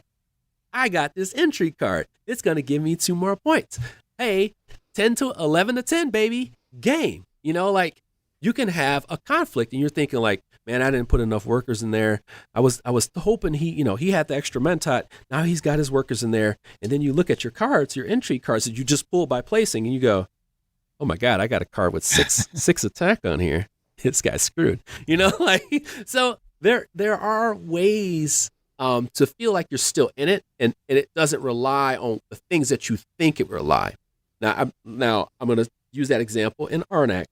In Arnak, people will say, well, whoever races up that track wins the game. It's you race up that track, wherever you stop, you get points, but you get resources along the way. But as people get closer and closer, they're throwing their cards out, they're getting up this track, then they get 23 points. And then they 23, 22, 21, right? And then, you feel that impact of knowing you're up against 20 points, right? And then you got the cards, because the person has to have the cards and playing the resource to get up there. All right, so they got like 20, 30 points in the bank already. Well, the thing is that you have other strategies in the game just by stacking your deck and focusing on the artifacts, by having enough money and making the right choices of who you're going to attack and whatnot. And that's the thing. You have to finish what you started. If you're going to travel out there, that if you're going to travel out there, as you reveal these tiles, that you're going to have to defeat them or take negative things in your deck. That comes down to choice and being prepared to do so. You can piggyback off someone who's already placed there. You just wait till the next round, put your worker there. Well, if they didn't take them out, then that's an easy 5 points for you, hopefully. So there's different ways to make up those points just by taking out 4 monsters. For whatever those things are, you get points, plus incentives to do so. So it's not just whittled down. And I've won it off the deck. I've won it off of racing up the track. And I've also won it off just killing a bunch of monsters. So I've seen it enough. Like, I've seen different ways to do it. And I've seen different ways to do it in Dune, which is why I feel good about both these games. But once again, it's just in 2 different ways. Sorry, I had to talk my way through all that. Sorry. Sean? Oh boy. Okay, let's see. So Jeremy, what you said I found really interesting. I agree with you. I think 99%. In terms of the distinction between what's the emphasis in each of the games, worker placement versus deck building. And so I'm thinking of it also in terms of in Dune, it's definitely a game about hand management. And there are some really interesting decisions. I really need this particular icon to place this worker, but if I do that, I'm not going to have the buy for this really sweet card in the buy row. That's an interesting tension. I think that's great. What it has less of, I feel like, though, is deck management. And I think that's where you're talking, where it has deck building elements. But I feel like a full blown deck building is more, or sorry, deck management is almost more important than hand management, because in a normal deck builder, you just, well, I'm playing out my cards. This is what I got. Mhm. Now, Arnak, I feel like, has both. It has both a ton of deck management and a ton of hand management, because you still have those similar decisions to make about, do I need to spend this card for its travel icon? Man, this is one of my most powerful items that I've purchased. It has a really cool effect, but I do not have an airplane otherwise. And you can pay, what is it? Is it compasses you can pay for airplanes, or is it money? Yes. No, compasses, I think. Okay. Compasses, yeah. So it's nice to kind of gives you that out. You're like, well, I need these compasses to do this other thing, and I really need this airplane. Man, I really want to use this effect, but I can't. I feel It might be money. I don't know. I feel like it might be money, because you're hiring a pilot. I'm not sure. Yeah. Or are you searching for a pilot with your compass? I think you're hiring a pilot. Here, I'll look. Yeah, I'll I think look you're real quick. hiring. Yeah, probably. You're probably hiring a pilot. And so I do feel like the tension in the hand management aspect is a little bit more cranked up in Dune than it is in Arnak. But I think Arnak is pretty close behind in terms of that tension. And so I really, in that respect, I give it to Arnak, I think. And, Jeremy, you were kind of talking about, you do this and it gives you this icon, or this, this chit, which then lets you do this. I felt like the opportunities for kind of comboing off was much higher in Arnak than it was Dune. Yes. And of Totally agree. course, anyone that knows my taste in games knows I love that feeling of just one thing leads to another, chains into another. And when we talk about games that I tend to enjoy, it's games that make me feel really clever. And there were times when I was just like, oh my God, this is so awesome. I'm having so much fun just cranking the gears and doing what my deck can do, being super efficient. My last game I played was a 3-player game, and in the last 2 rounds, I went through my entire deck every time. Every time. So you actually but when you say that, I'm thinking to myself, maybe you just like being more overpowered. Oh, absolutely. Like the feeling of having overpower. So you get games with variable powers, like different powers and things like that. I just want to make sure that we understand, though, there's pressure in Dune. I actually think Arnak is a better game, by the way. But What? but there's pressure that's created in Dune that I was not expecting. Just by someone being able to go, to that water, the Freeman action, to have water is power in that game. Yeah. It's freedom. And I'm like, wow, I feel this. I feel things when I have someone who has a discount at the console. I played a game where that guy who had a discount at the console, I can go get things for cheap. I felt like I could do what I wanted to. I felt like I had influence. I played, you play these different things. We didn't talk about the Signet Ring card, but there's abilities that trigger that are, one, there's passive and there's ones that are activate. If you play into that in this game, like I said, simple on the surface, but there's just things that are tensions that are created. If you have certain cards that give you power, although they're one-off cards usually, those types of cards that are kind of game changers. But just by going on those tracks, you start to create this, I have to get to this track. I cannot allow them to be there by themselves. It's kind of like that feeling. It's I've never felt that in a game. I don't think I felt that way before. Ooh, I can't let them be by themselves because I want them to know that I'm here. But it's taken away from my strategy. So how can I do some conversion, but not let them person just get what they want? I never thought that 4 intrigue, if somebody has 4 intrigue, remove a card space would matter. And then I played a game where the person was getting so many intrigue cards. I was like we have to stop him from doing this. And that was the thing. It was we were literally playing a game and be we have to stop him from having this power because we don't know what's going to happen every round. And that's not in the game. It's in the, it's the feeling of when you play that game. that's why people love this game so much. It's the things that it creates. And unfortunately, it doesn't come through in the cards always. But there's like this moment where you actually have a different feeling of how the cards are played. Like, you can get your cards and there's something inside of you that says, I'm playing this deck builder game and I want to be able to play this card, interact with this card. I was talking to Jan from Quackalope and he kept saying this, and I'm like, there's better strategy in just sometimes looking at your hand and going, I'm going to destroy everybody in conflict right now. I'm going to destroy them. I'm going to put my spice worker and get a couple guys from my thing, and then I'm going to destroy them. I have a handful of conflict stuff. Like, I'm ready. Or I can just buy cards this round. Why would I put stuff out if I can buy cards this round?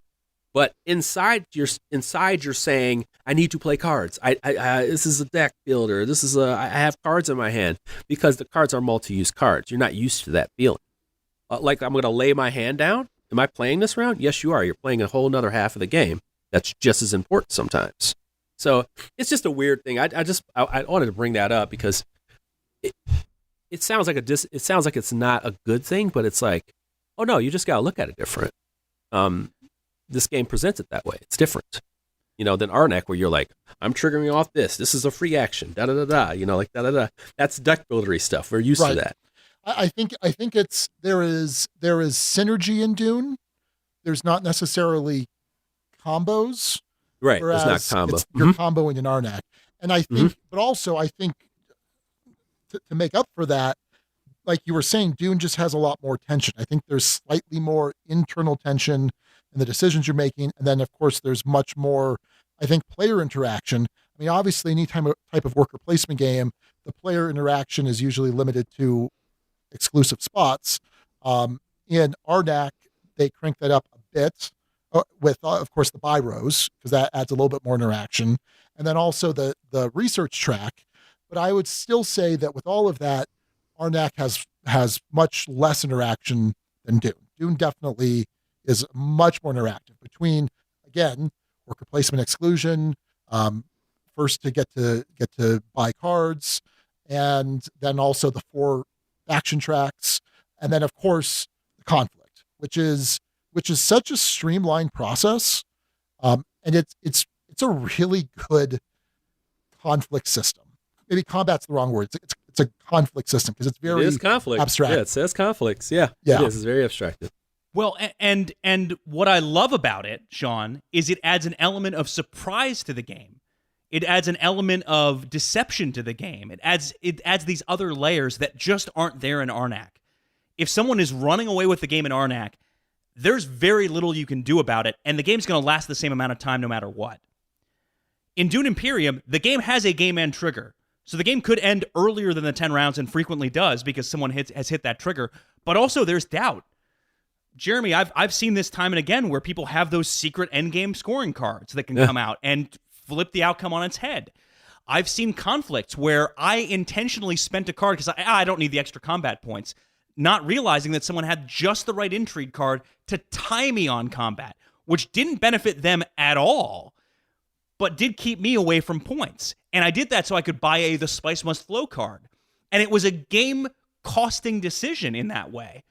But it was a moment of surprise, a delightful moment of surprise, because I didn't see it coming. What's the Spice Must Flow? The Spice Must Flow is a card that if you have enough money, it effectively opens up other routes to victory. It's a luxury. It's a luxury card. Yeah, if you have enough money, you can buy it, and it just gives you a point as soon as you acquire the card. It's huge. Points, because it's a race to 10, sort of. Huge. It's huge.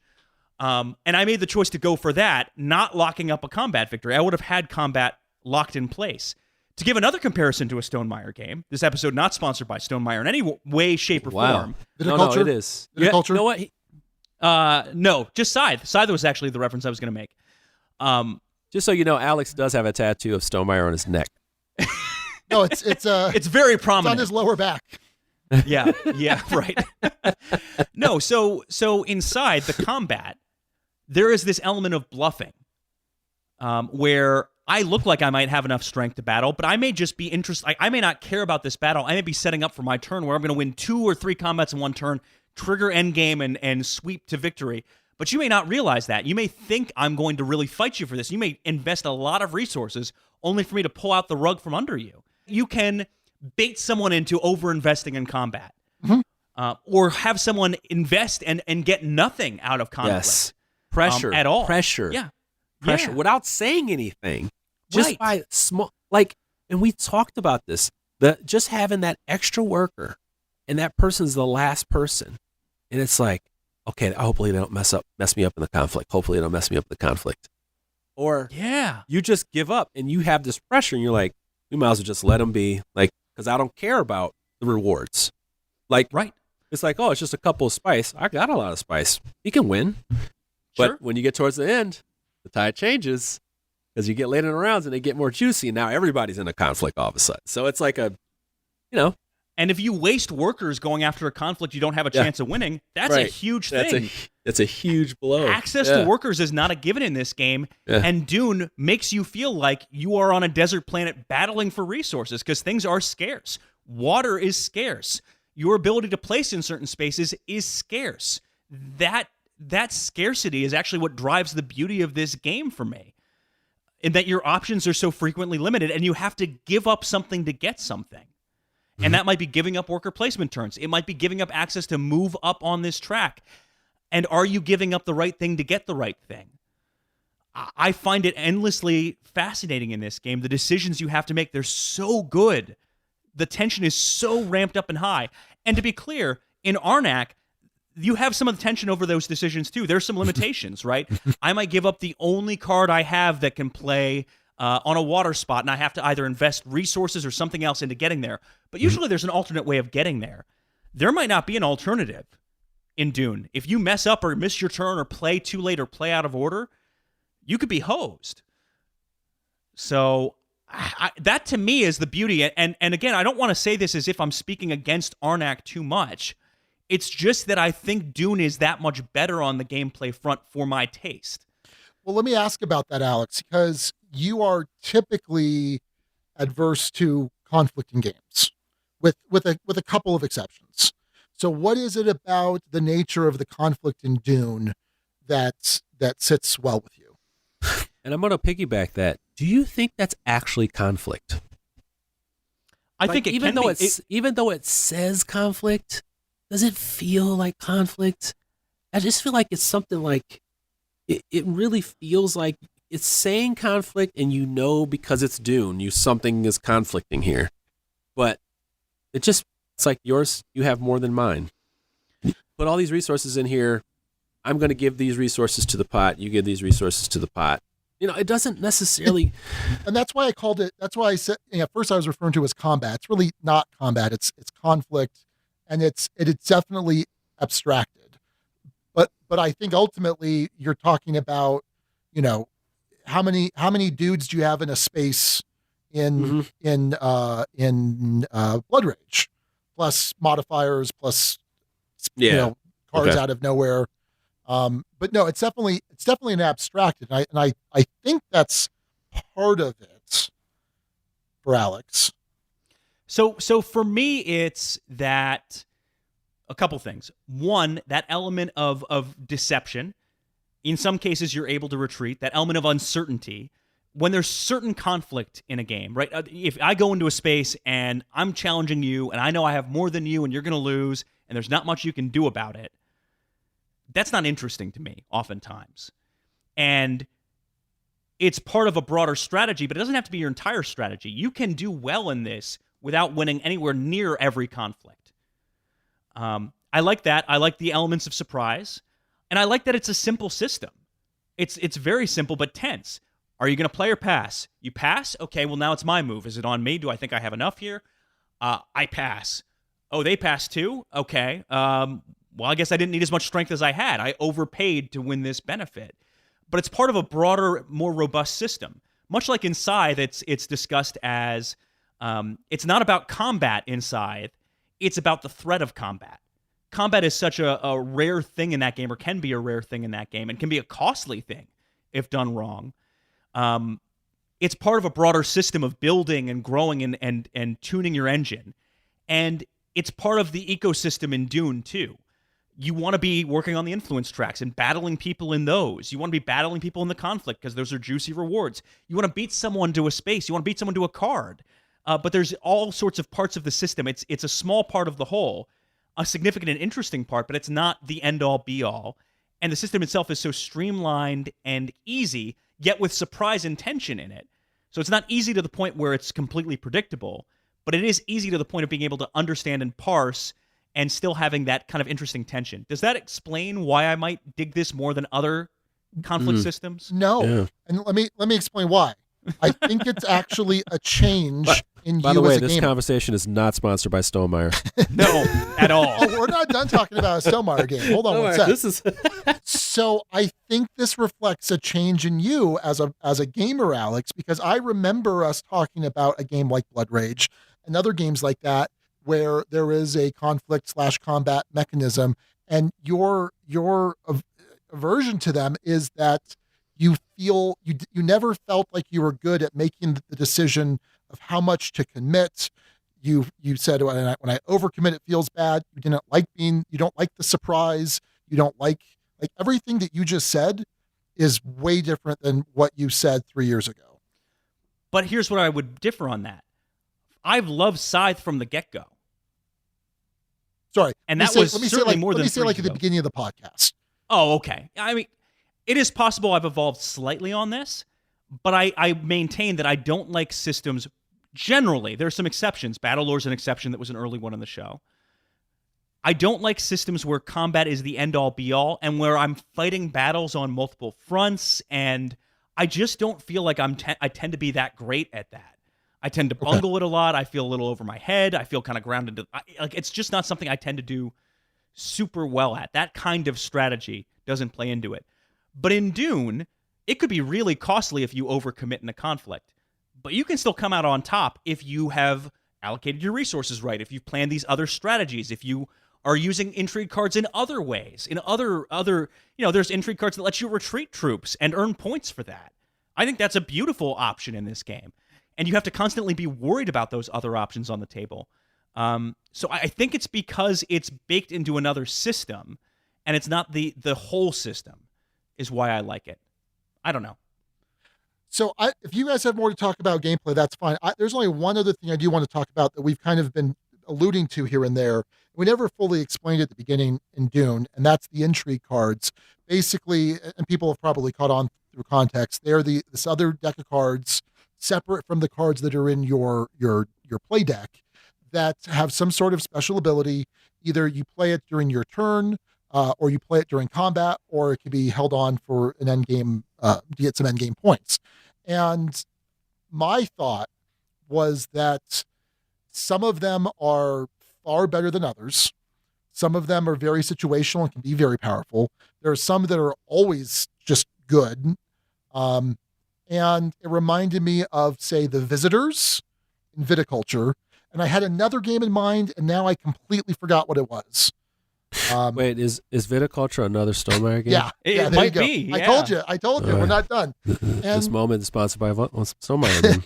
And in Viticulture, Viticulture, it's a very common complaint. A lot of people don't like the Visitors because they can make the game feel too swingy. I never said that, or I've never felt that. I'm okay with the Visitors, but I did kind of feel like the intrigue cards could make the game a little swingy. And create some blowouts. And yeah, you could say, well, I'm going to plan around this. Going to, this person has 2 intrigue cards, so I'll throw in a couple extra troops maybe. I don't know. I felt like they were very swingy. And I'm someone that likes hidden information. I'm someone that likes surprises and setting traps. But it was, and the other thing that was very punishing, that was just super punishing, is there's one of the 2 Ben Gesserit spots lets you draw an intrigue card, but it also says if any players have 4 or more intrigue cards, take one from them randomly. I had a hand of 4 intrigue cards, 2, but I was constantly trying to play intrigue cards as soon as I could. I had 2 endgame scoring cards, and then 2 cards that I could only cash in if I won a combat. And Okay. two turns went by where I couldn't set myself up for the combat. Like, I'm like, okay, I've got to get rid of these cards. Like, because Raquel loves her intrigue spot. And what wound up being the last round of the game. She took the intrigue cards, and she wound up taking one that was going to give me like 2 endgame points and cost me the game. And it was that was frustrating. And that's certainly coloring the experience.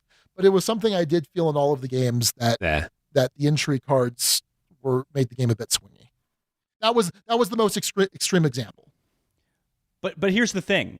What you don't have in Lost Ruins of Arnak is a chance for the game to swing that late on a decision like that.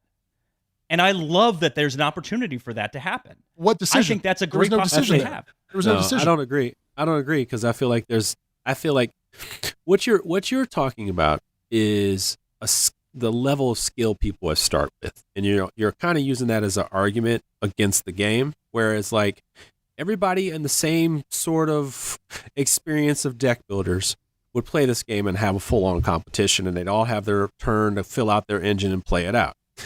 So I don't want to say your argument is weak. I'm just saying you're using the argument of like somebody could possibly pummel their opponents by just having a great deck, right? They just know how to build it. They go, you take artifact cards and you can use them right away, and then you do this and that. Like, yes, it's going to adhere to like people who are deck builder people, but people who are just good at hand management can win this game. And like I said, you don't have to have a lot of cards to win this game. You don't have to get all the way up the track to win the game. There's different ways to win the game. I want to emphasize, though, artifact cards are really, really cool. They're really cool in this game. They allow you to skip a lot of beats in the game, a lot of things that hold up. Like you can even pull one of those the creature things. You can pull one of those and just take the resources right away, like off of it. You can do all kinds of stuff. Like, so those are really interesting. And I cannot stress enough, there are small little things that make this game really pleasing. Like you have the ability to put cards on the top of your deck, so you know when they're coming. You have the monsters that you beat. You can use them as a resource. You flip them over and activate whatever they give you. They could be instant, or they could be, that you can use them at any time to kind of, adjust for cards you don't have. And then also that little tile that you get, you put on your board. I can't remember what the name of it is. You hold it, and there's like different points on the top of your board. And what you do is as a free action, you put it in one of those spots, and you get to choose one of the 5 benefits in the game. So it kind of helps you make up for resources you don't have, but you sacrifice points. I think it's a total of 13. But if you put the ruin on there and you only go so far, because these little ruin pieces are worth 3 points, you can still kind of math it out where it's still good for you. You just can't use all the spots as you gain more of these. But maybe you need them because you can go up the track. You also have assistance that you can get, but you're playing that game of like, how high do I want to go with both of these? Do I want to distract my turns from, getting up the track to get these assistants, which also give you things to help you trigger? Once again, that does lead into people who know how to trigger these engines and create these engines. But what you are getting is pleasing turns, man. I mean, even if you're not that great at this stuff, they have cards that are kind of hand-holding type cards, that get you just a bunch of resources, and then you got to play it out. It's very rare that I've seen people just have a deck full of fear cards. Usually they have about 5 tops. Now, is that a difference between in a game? Yes, it is. But at the same time, like I can't. This is what I can't do, and I often I worry about this when people do this. I can't downgrade a game because I lost. And I can't downgrade a game because I need to be better at it and somebody else was way better than me at it. I can't do that. I can see a flaw that actually is a flaw, but I can also say, okay, was there a clear strategy to win? Or was it the first couple times when I played Arnak and everybody who got up that track just won? They just won every time. So I was like, was that the way it's going to be every time? And then after that, the 10 times I played it after that, nobody won who got to the top of the track. Nobody. Nobody. Like, absolutely nobody. So I don't know. I just wanted to kind of make my case for Arnak because I just feel like it has a better a better flow, whereas you could have a subtle game like Dune, which can be more epic, but it can be totally missed. And people could just chase points and, just get pummeled by the conflict, and they focus on this conflict because they see people getting rewards off of it, and they don't understand the strategy of moving up these faction tracks and stuff like that. Or they're waiting for two more deck builder, and they're like, where's all the money? Like, I got to spend a worker converting the money, then I only have one more worker? And why is that extra worker so expensive? And then why does your power allow it to be less? And then why do you get the extra resources start? Because it's such a resource restrictive game. Whereas Lost Ruins of Arnak is very much what you expect. Like, I play these cards. Ooh, I got cards that give me free actions that give me resources. Ooh, since I get so many of these resources plus the worker placement spot, now I can travel really early in the game. Like, that's a good feedback, but there's still strategy, and there's still a race at one spot. There's still artifact cards that help you, like I said, skip steps in what you're trying to do, and they're worth a lot more points. And there's just something to say for both, I think. Here's the thing for me, though, with Arnak versus Dune. Sponsored by Stonemeyer. Sponsored by Stonemeyer. In Dune, there are specific stories, even small moments that made a big impact that I can tell later that stick with me. A moment like investing, making the decision to short myself on resources in combat, thinking I had the thing sealed in the bag, no problem, only to be caught, and oops, I didn't have it. Things like battling like crazy to hold on to 3 alliances and barely scraping by because I passed up extra workers to do so. I don't have a memory like that in Arnak. There isn't a single turn, there isn't a single moment where I can, and to be clear, I'm better at Dune than I am at Arnak, but I've won Arnak and I've lost Arnak. I've won Dune and I've lost Dune. My critique is that there aren't those highs. There aren't those moments of, to me, I remember this game. I remember this moment in this game and what happened there. Arnak doesn't have that for me, and I love those moments in games, even when they don't go in my favor, even when I'm the victim of them. Sometimes that makes them even more memorable. Talk about another ducal favorite, Matainai. My first game of that ever, I was so cocky, I ended the game, thought I had it in the bag, I have more points, clearly, and I got beaten on back orders all of a sudden. By who? Did you get beaten by? Back orders. No, by who? Oh, Eugene. Yeah, it's Eugene's birthday today when we're recording. Happy birthday, Eugene. Hey, happy birthday, Eugene. Happy birthday. So, that lack of memorability in specific moments, to me, I like hurts that word. Arnak. Memorability? Say that again. Memorability in moments. I can never say that. I'm already a scotch and a half in. I can never say that. I'm just one big thing of gin in, so I've still got it. Memorability. We'll try it again at the end of the podcast. But also, in addition to memorability, surprise. There weren't moments of surprise in there are some minor moments, right? You flip over this tile, see what you get. Ooh, there's the exploration. And I'll give the game credit. That element of discovery is really cool. I think that's really cool. And we'll talk about thematic elements and how that plays in and how that touches with that. But in terms of a winner of a game, there's some surprise maybe between first and second, but if someone's losing at that game and losing hard, there's no surprise about that. Possibly as early as round 4 or 5. They can see it. They can see it, or they see what they have to do, and they can see maybe I don't really have a chance. Like, if someone's flying up that track, it really makes you feel like I got to fly up that track, especially for new people. They're like, damn, man, he's way ahead in the race. And this is not, it makes you feel that way. And by the way, Yeah. There are bonuses for who gets there first. Yeah, right. There's bonuses for who get this. So it has this additional feel of, and I don't think this game has a runaway leader problem by any means, Arnac. No, it doesn't. No, it doesn't. Because there's other ways you can build through the deck building elements. But it does have some of those kind of iffy, feel bad kind of bits to it to me. Yeah. And again, it's not a game that can end early if someone's dominating. Dune is. So I think those are other elements that explain why it's more evocative to me. I absolutely understand why this is more your favorite game, Sean. And Jeremy, I think you've made your case quite well. But for me, I like narrative in a game. I like those moments of surprise. I like, whether I lose or win, I want to win interestingly or lose interestingly. And I feel like that happens in Dune more often than not.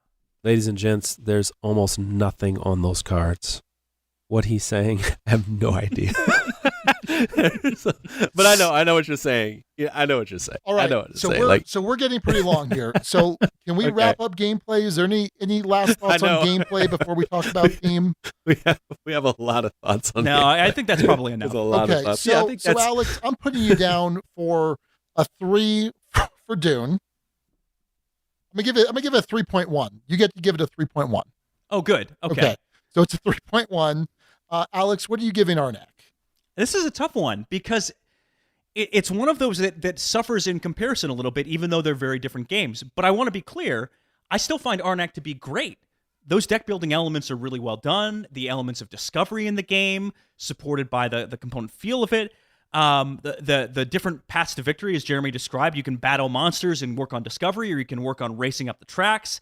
You can build your deck in interesting ways. Did I mention we were going long? Did I mention that? We're going long. Oh, sorry.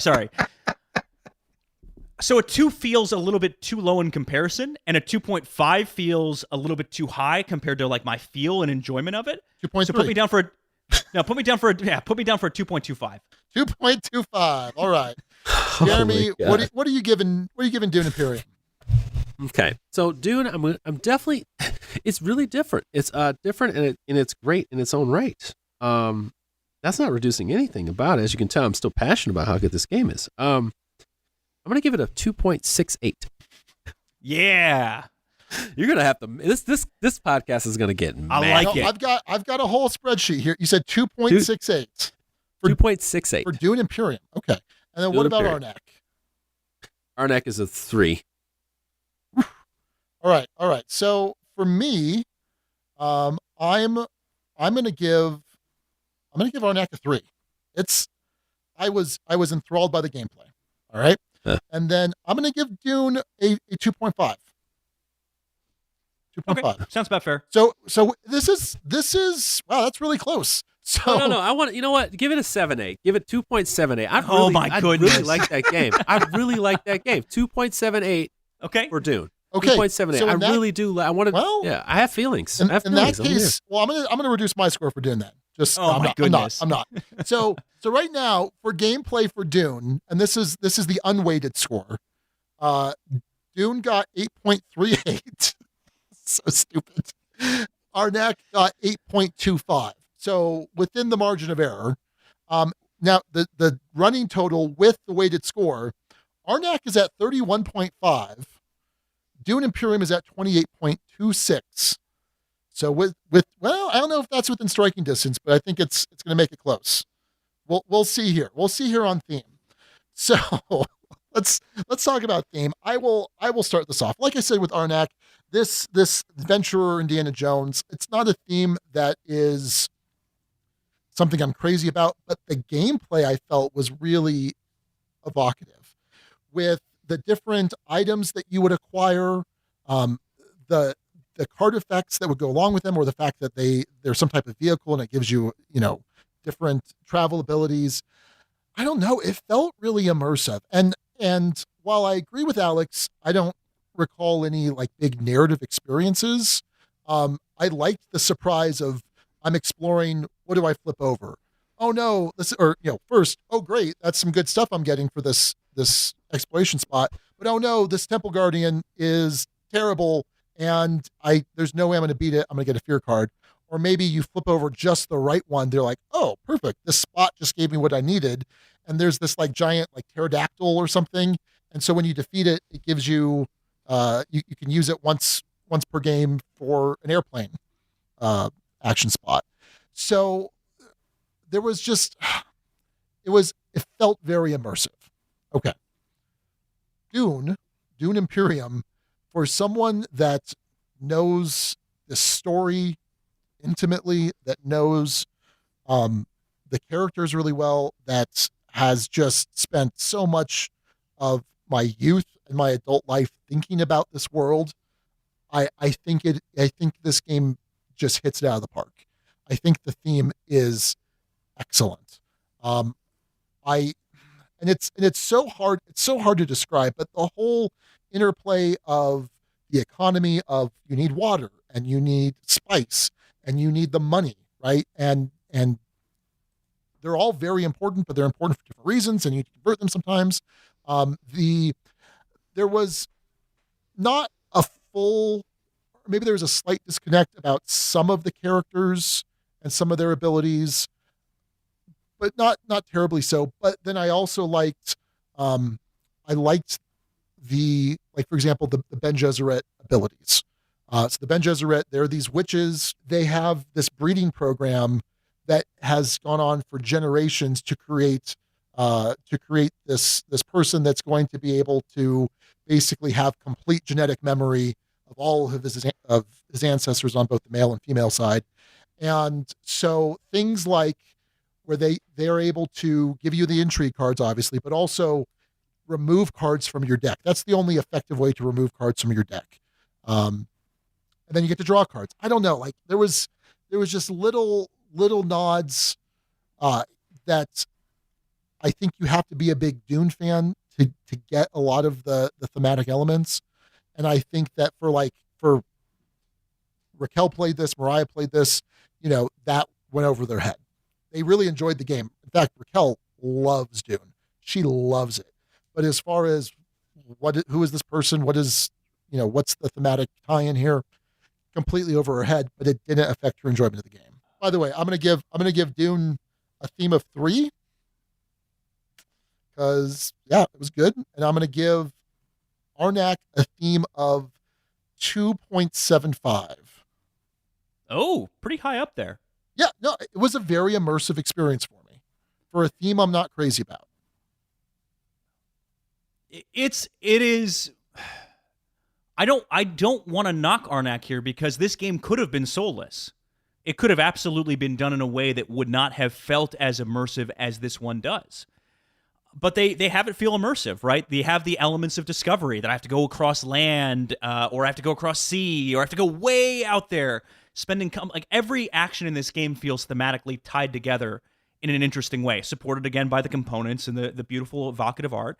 But that discovery, I don't know what's in this temple. I don't know what's out there, and I don't know what creature is there protecting it, and what I'm going to need to use to battle that creature. Not to mention the items themselves that you're scooping up oftentimes have very thematically tied uses. So it's actually really well done in Arnak. I don't feel it in his narrative of a way, though. And again, I think this is where this comes into play. I'll give an example, Sean, as to how this is tied in for Dune, and I'm not as big of a Dune head as you are. It felt like the book, as far as I can remember it. The characters felt like I recall them. My last play of this, I played as Baron Vladimir Harkonnen, and his main special kind of superpower ability is Master Stroke. All of a sudden, you've deployed a bunch of troops into combat, and you reveal that you selected at the beginning of the game that I want to have influence here, and you didn't know I did, and now I'm going to take this alliance from you. That's how it should work. I waited way too long in the game to exercise that. I executed it on the last round of the game when it didn't matter. And I just imagined like Baron Harkonnen like rubbing it like, I did it all of a sudden. I moved up on the Fremen track, which I'm nowhere close to competing on. And I moved up on the Spacing Guild, which I'm also nowhere close to competing on. You fools, you've underestimated me. Oh, wait, no, you've properly estimated me. Like, it was another moment that I remember in this game of this epic reveal of a villain's plan and just this collective shrug around the table because it didn't affect anything in the game at all. It didn't get me a single point. But it was sort of this looming threat the entire time. And there was sort of this anticipation of it getting unveiled, and then it gets unveiled, and it's just this complete and utter flop. It has those moments of theme to it. Again, that scarcity, that lack of water on the planet, the value of water. You have to have certain influence with certain clans in order to take advantage of different cards' powers to the greatest extent. I felt the thematic tie strongly with Dune Imperium, and it worked really well in Lost Ruins of Arnak too. But because of that thematic difference, it's a 3 for Dune. And again, going as low as a 2 doesn't seem fair. I would say it's closer to a 2.5. I disagree. No, I'm just kidding. Here we go. That's fair. No, it's not. No. Do you have a Between Two Castles of Mad King Ludwig reference to throw in here so we can kind of complete it? Maybe between maybe two cities. Pendulum. Do we have Pendulum? We can Wingspan. We haven't talked about Wingspan at all. So Let's stretch. Dude, let's not talk about Wingspan. Let's not talk about Wingspan. All right. So Lost Ruins Arnak suffers just a little bit. I think what we're given a pass to is the fact that we have these components, these physical components in a game where the components represent what's going on in the game. I don't always give games credit for that because that's also part of this beauty that you see. Like to see a board, that has all these beautiful things on it. It is a visual representation of what's going on. I just want you to, just stick with me here. So the element of discovery, in this game, you're playing cards that have different icons, and those travel icons represent how far you can go out in there. Okay, I see you there. And then you have an element of surprise when you flip this thing over. You don't know what it is. You discover it, and it's more dangerous as you go out. Okay, that makes sense. You grab something when you put a worker out there. You get that little, I don't know why I can't think of what that tomb thing is. You take it and you put it back in your tent. Your board looks like a tent. The artifact cards are powerful cards, and you have to play one of those artifact-looking tiles in order to play them again. Actually, I take that all back.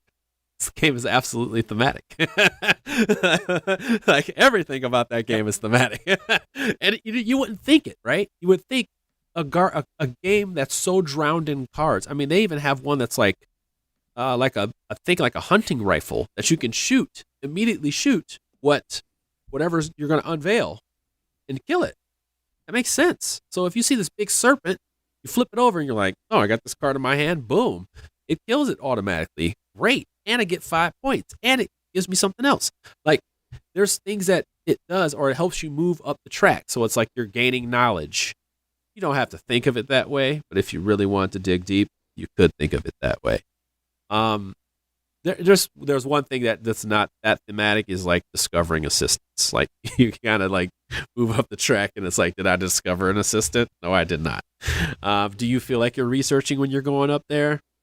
I guess. When you're going up that track, I guess. So there's certain things that are just gamified. It's fine. Or like when you're at your camps, you're placing workers and gathering resources. And like, wouldn't you have to go get those resources and bring them back to your camp? So there's not necessarily something that I need to have all the way through. Like I don't have to have all that information to feel thematic, but there are a lot of things that do.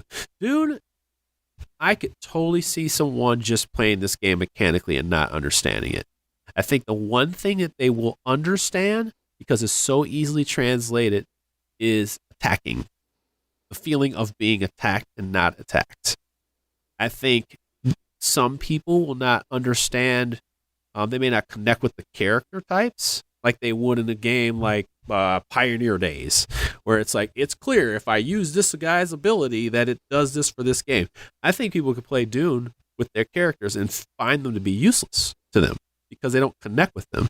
But as you play it more and more, and to be honest with you, I played this game for a straight week, I realized that these people have, like, when you play that signet card, it's really important who you play with and using them for their impact. And the one that I think about the most is that council person, because it's like resources are just, they're hard to get. And this person makes everything worth one less. That's awesome.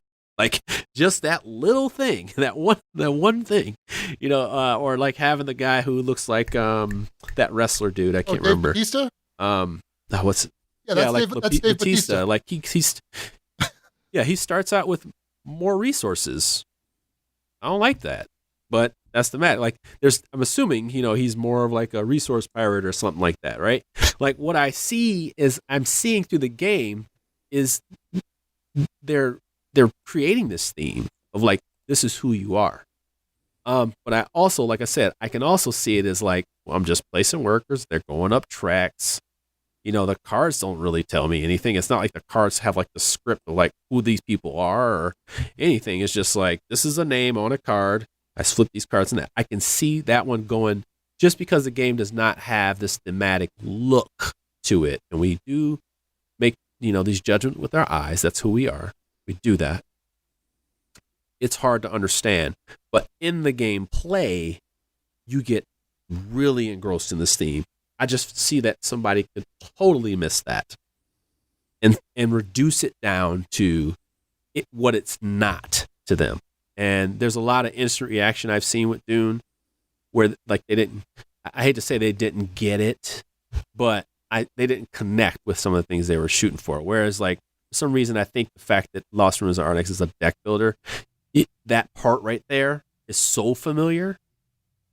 There's something about the way that, since Dune doesn't have as much that instant feedback of like I have a whole bunch of stuff in front of me, that like, because when you go to buy cards, it's not like you're buying 5 cards. Whereas in Lost Ruins of Arnak, it feels like you can. You can't. You can buy 1 card.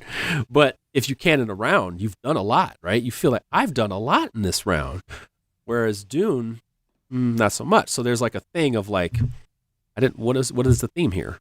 Like, am I just placing these workers and racing up tracks? I could see someone saying that. Lost Ruins of Arnak, I don't feel like people, they see enough, they feel enough, they have enough in their hands during a game to embrace more of what's going on. So, Jeremy, can I tell you why? Can I give you the thematic connection of why Dave Bautista, he plays Glossu Raban, why he has more resources at the start? Why? Because the Baron Harkonnen sent him to Dune at a certain point in the first book to basically overproduce the planet, to press the native population too hard, to overproduce, but to also make him hated because he is kind of his throwaway nephew, so that when the population's ready to revolt, he then is going to send in his younger nephew, Feyd-Rautha, who is going to be seen as a liberator. And so that's why Glossu Raban has extra resources at the start of the game. You're welcome. We want to go through all of them? We can go through all of them. No. Make sure you sip your beer when you do that one too, by the way. I like when people make points and then have a drink right after. I expect that. I expect it. Yeah, I mean that's the thing. I feel both things, but what I'm trying to think of is everyone. And I feel like both people could do that with both games. But I feel like with Dune, it's like people can see the basicness of the board. They see that basic and they go, where's the theme here? And I could see somebody completely having a different, more connected experience like we've been talking about. And I can see other people being like, so what, I just race up tracks and then I have to just win a war? Like, like, as I said, I don't feel like the conflict's a conflict. I just feel like you're either interested in that part right now of the game or you're not. And then there's a point where you should all be interested in it versus like, is somebody messing with my game, like, and I've seen that feedback too. And I'm just like, yeah, you're not understanding what everything is about in this game. And I feel like there's a lot of that drips through the play. And yeah, I think when the Legendary Studios' new Dune movie will come out, I feel like there will be a lot more people that are now, those connections will be made. And I think that the thematic element comes out much less if you're not familiar with the world. Like, Alex, you've read it once. Correct. Jeremy, you're not super familiar with it. Well, Jeremy, what about a theme scoring for these 2 games? Okay, so I'm gonna go with.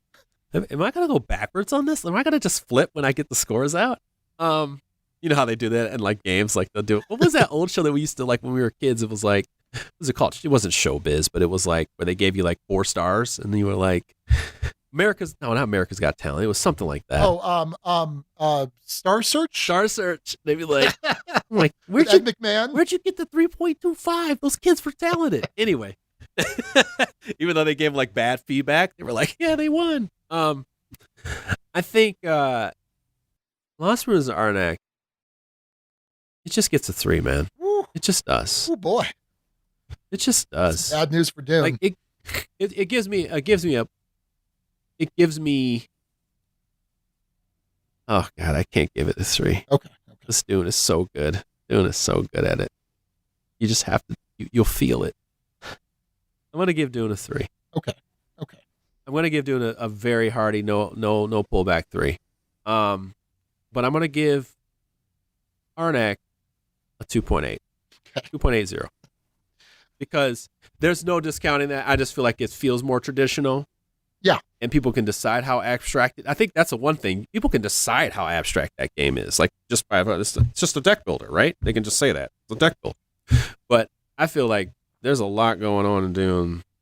And I don't think, like, when you play, you're like, whoa, there's more than whoa, there's a lot more going on at this table than I thought, yeah, there's an intensity that's there. And I was like, I think that's what Dune is. Now I know. It's politics, it's allegiance, it's that's the thing. I didn't know Dune. So I was just like, this is what the game is telling me it is. Somehow. Somehow. And I felt that. Whatever it was, I felt it. So I was like, that's very thematic to me. Well, all right. So let's talk about theme then. Final score for theme. Dune sweeps with a perfect 9 points. And Arnak with a very respectable 8.05. 8.05. So let me talk about the overall winner. The overall winner is Lost Ruins of Arnak that finishes, this is with the weighted scores, with a 39.55. So just shy of 40. Dune, little over 2 points behind at 37.26. Still very respectable. This is ridiculous. Okay. So here's what I'm interested in, right? So what I'm interested in is for our individual scores. The most we would give a game if we were to add up all of the sum of the components here, it's 15 points, right? Okay. And so I'm curious how the final score out of 15, how does that translate then into the ducal score out of 6? And is there a difference? And what we're missing, is it the soul of the game? You know what I'm saying?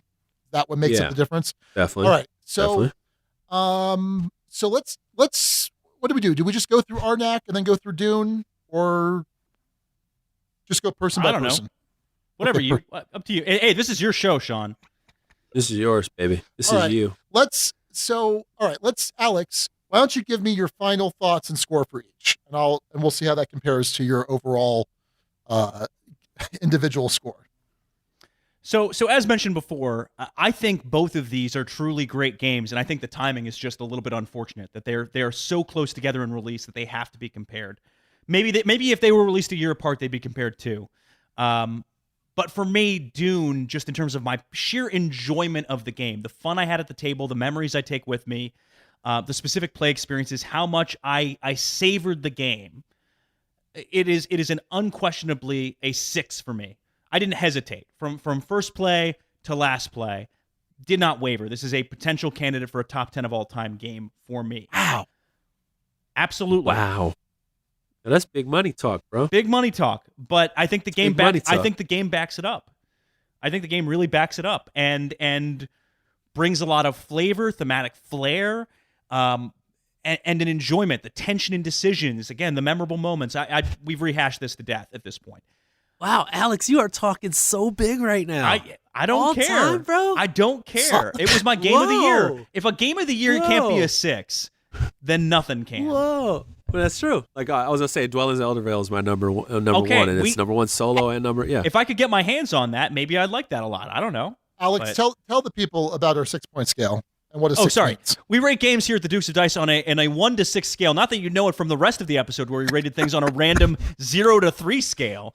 1 being bad, very bad. 6 being amazing, contender for the top 10 of all time. This game is a 6 for me, Dune Imperium. So you gave it a 6. Yes. Your total score, and we need to correct for you, this is out of 12 because you abstained from the rules. Correct. So your total is 11.7 out of 12, which that's a 6. That sounds like a 6 to me. Yes. So that lined up. Arnak. Arnak paled slightly in comparison to me. I didn't have quite as much fun with it, but on its own merits, the game is great. Unquestionably great. It does a really innovative thing with deck building. It uses worker placement in a fascinating way. The decisions are interesting. There's tension in the game. There's multiple routes to victory. It does a lot of things we talk about time and time again, and it's gorgeously produced. And all that adds up to ultimately a 5, which is a fantastic score for any game in the Duchy. A great game will rarely turn down a play of it. I think this is a fantastic game. I'd just rather play Dune any day over this game. You know what, Alex? You are on point here. Your total score out of 12 again is 10, which that sounds like a 5. You're setting something up for yourself, which is why you're going last. I'll have Jeremy go last. He's our guest, so he gets the spot of honor. Okay. and gets to bring us home. All right. So let's see. So Dune, man, I love this world. I love it so much. I really do. And I really enjoyed this game. There was a ton to enjoy about this game. Raquel loved this game. And we didn't talk about there's a solo mode. There's also the 2-player has a third dummy player. Holy cow. This dummy system is so simple and straightforward and elegant. I was blown away because there's some like Atoma, solo play. I'm gonna bake that into my review. I'm gonna bake that to this last part. Okay. I really liked it. Oh yeah, and wait, let me echo this because my final thoughts are already done. I thought it made the 2-player. I thought this game played great at 2, 3, and 4. Okay. It played great at all the counts I played it at, and the 2-player system you're referencing is a big reason why it worked so well at 2. And just my quarantine caveat, I only played this at 2 and 3. I think it would be very good at 4, and I would very much like to play it at 4 at some point in the future. This is a game that I own a copy of. Of course, it's going to stay in my collection. I think it's a fantastic game. If, though, I have the right player count, I'm going to play Dune over Dune Imperium. Because Dune better captures the feel of this world. Well, let me rephrase that. Dune captures the battle for Arrakis, control of Arrakis. Dune Imperium does a better job of kind of behind the scenes political. Dune Imperium is kind of more of a zoomed out approach, which is fine. So ultimately, I'm going to give it a 5. Possibly, no, I'm going to give it a 5. I'm going to give it a 5. A great game. We'll rarely turn down a play of it. And I'm glad that Raquel enjoys it. I'm glad that there's enough tension in 2 players with the dummy player. So it's a 5. So looking at my score, I gave Dune a 12 out of 15. What is that? What is that? That's doing some math here. What's 12 out of 15? That's 4 out of 5. If you reduce it down, it's 80% basically. 80%. So that's somewhere between 4 and 5 territory. I'd say you're firmly in 5 at that amount, at that number. I think that's fair. What's 5 divided by 6? 5 divided by 6? Yeah, that's or that's 5 times 6. I can do math. What are we doing with all this math on this show? This is not a mathy show. It's 80%. So 80% is lower than 83%. So it's a 4-5 territory. And I think that's math, Alex. You're gonna argue with math?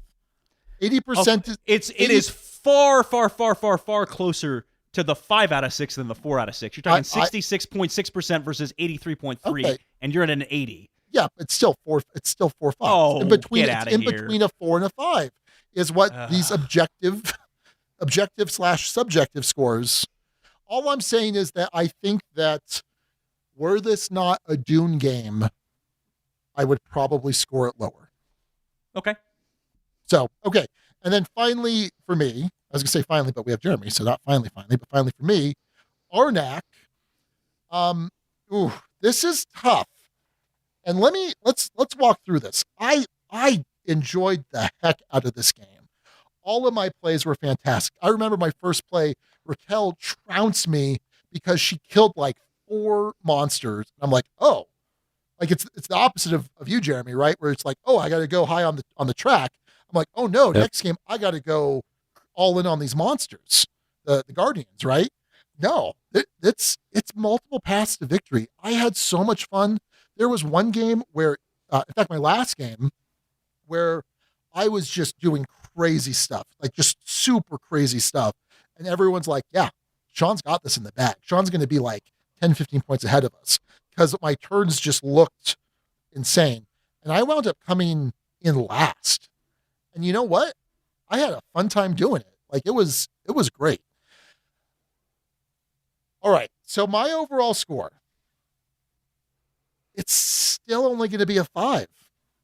It's not going to be a 6. I would prefer to play this over Dune. But ultimately, I think what hurts this for me is it is not necessarily my preferred weight. My preferred weight is is medium heavy games. But as far as a medium weight game goes, like, Can I challenge you on Sure. that? We're not going to do what constitutes a medium weight game, but what we're going to do is what constitutes medium weight decisions, right? That leads to what it's going to be a medium weight Sure. game. Because a game, I just want to make sure we're clear though. The impact of your choices in that game has a drastic effect on the experience, right? Like there are some heavyweight choices at certain parts of those games. Not that you have so many choices to do, right? You actually have less places to go, and you are presented with challenges that aren't straightforward. You don't know what the impact's going to be. You may possibly win this, but then you don't know the other things that are at play. Whereas like a game that's medium weight may just have more places you can place workers and go a different route. I feel like this game is a medium weight game, might be on the lighter end of medium weight. But I don't want to tell you you're wrong. I'm just saying, because I can see people saying this is light, and I'm just like, yeah, but it feels different. yeah, though. I don't think it's light. I Yeah. don't think it's light. Yeah. For me, it's medium, right? Like this Yeah. isn't Lisboa. I want you to say it's heavier than Lisboa is what I'm trying to say. So That's what I'm trying to get you to say. Okay, so I did look it up. So the weight on BGG, which is out of 5, is 2.6. 2.8. Yeah, 2.6 is pretty close. There you go. Right? There you go. Like if you can get within I just 0.5, you're there, right? Yeah. And so probably one of my favorite oldie but a goodie medium 2012 is oldie but a goodie apparently. Medium weight games. It is. Alex, can you think of it? 2012, one of my favorite medium weight games. Lords of Vegas? No. Let's talk Euro games. Lords of Waterdeep. You started off, you were like Lords, and I'm like, yes, Lords of I was Waterdeep. close. Yeah. Lords of Waterdeep, right? Lords of Waterdeep is 2.46. Okay. So with pretty close to one another. I feel like they're right there at the same weight. I distract you a little bit there. Sorry. For a medium weight game, I think this is really good. I really dig this game. And here's what kills me. Raquel was not crazy about this game. It just didn't click with her. It just didn't. And I don't own it. And for that reason, I'm probably not going to own it. We've got a copy at Empire. And it kind of bums me out because if she liked it, I totally pick this up.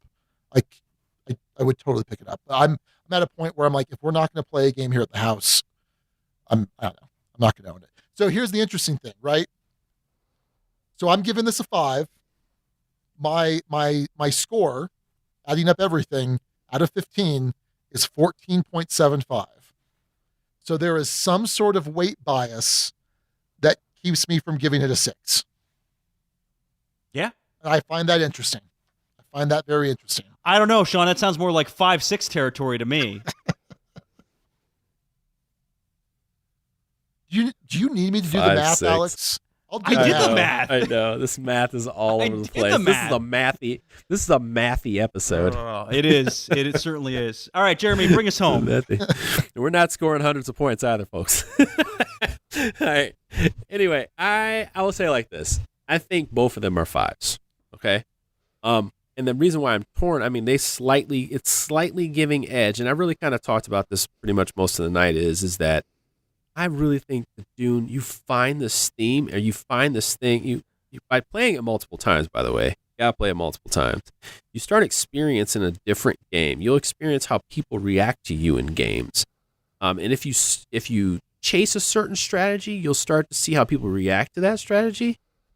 And I think that's what this game is doing. It actually makes you play this political play in a board game. It makes you play a conflict in the board game. It also makes people pay attention to what you're doing on off turns. There's a lot of things going on there.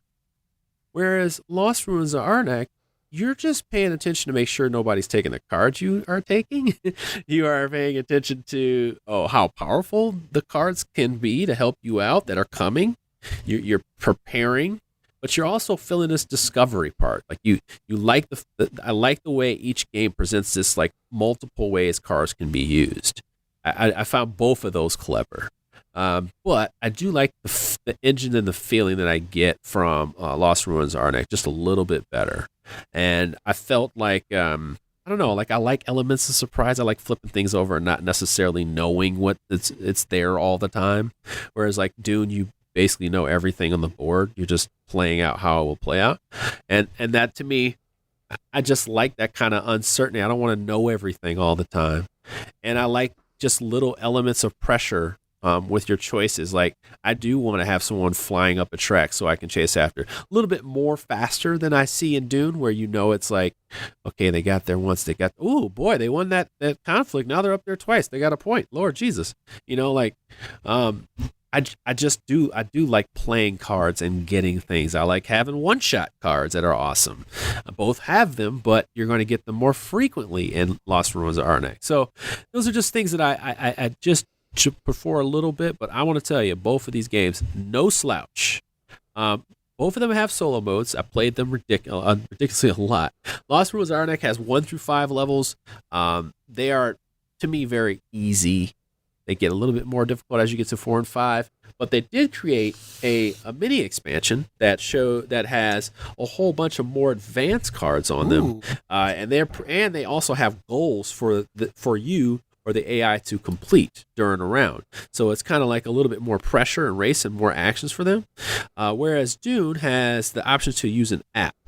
And the app, which is actually a little bit of a downfall of this game, it actually has a card that you don't have in the deck that you get as well. So just so you know that, there's actually a card that you don't use in solo, but is in the deck in the app. It's really weird. But they have an app that you can use just like you can in the 2-player. And you just go through this deck. The big problem with that one is that the deck is super swingy. Like the things that they can do, like in combat, is a little bit more devastating than than you're playing with the player for the most part. Like you got to basically see the AI cards as a whole bunch of entry cards. It's like an entry card stack, right?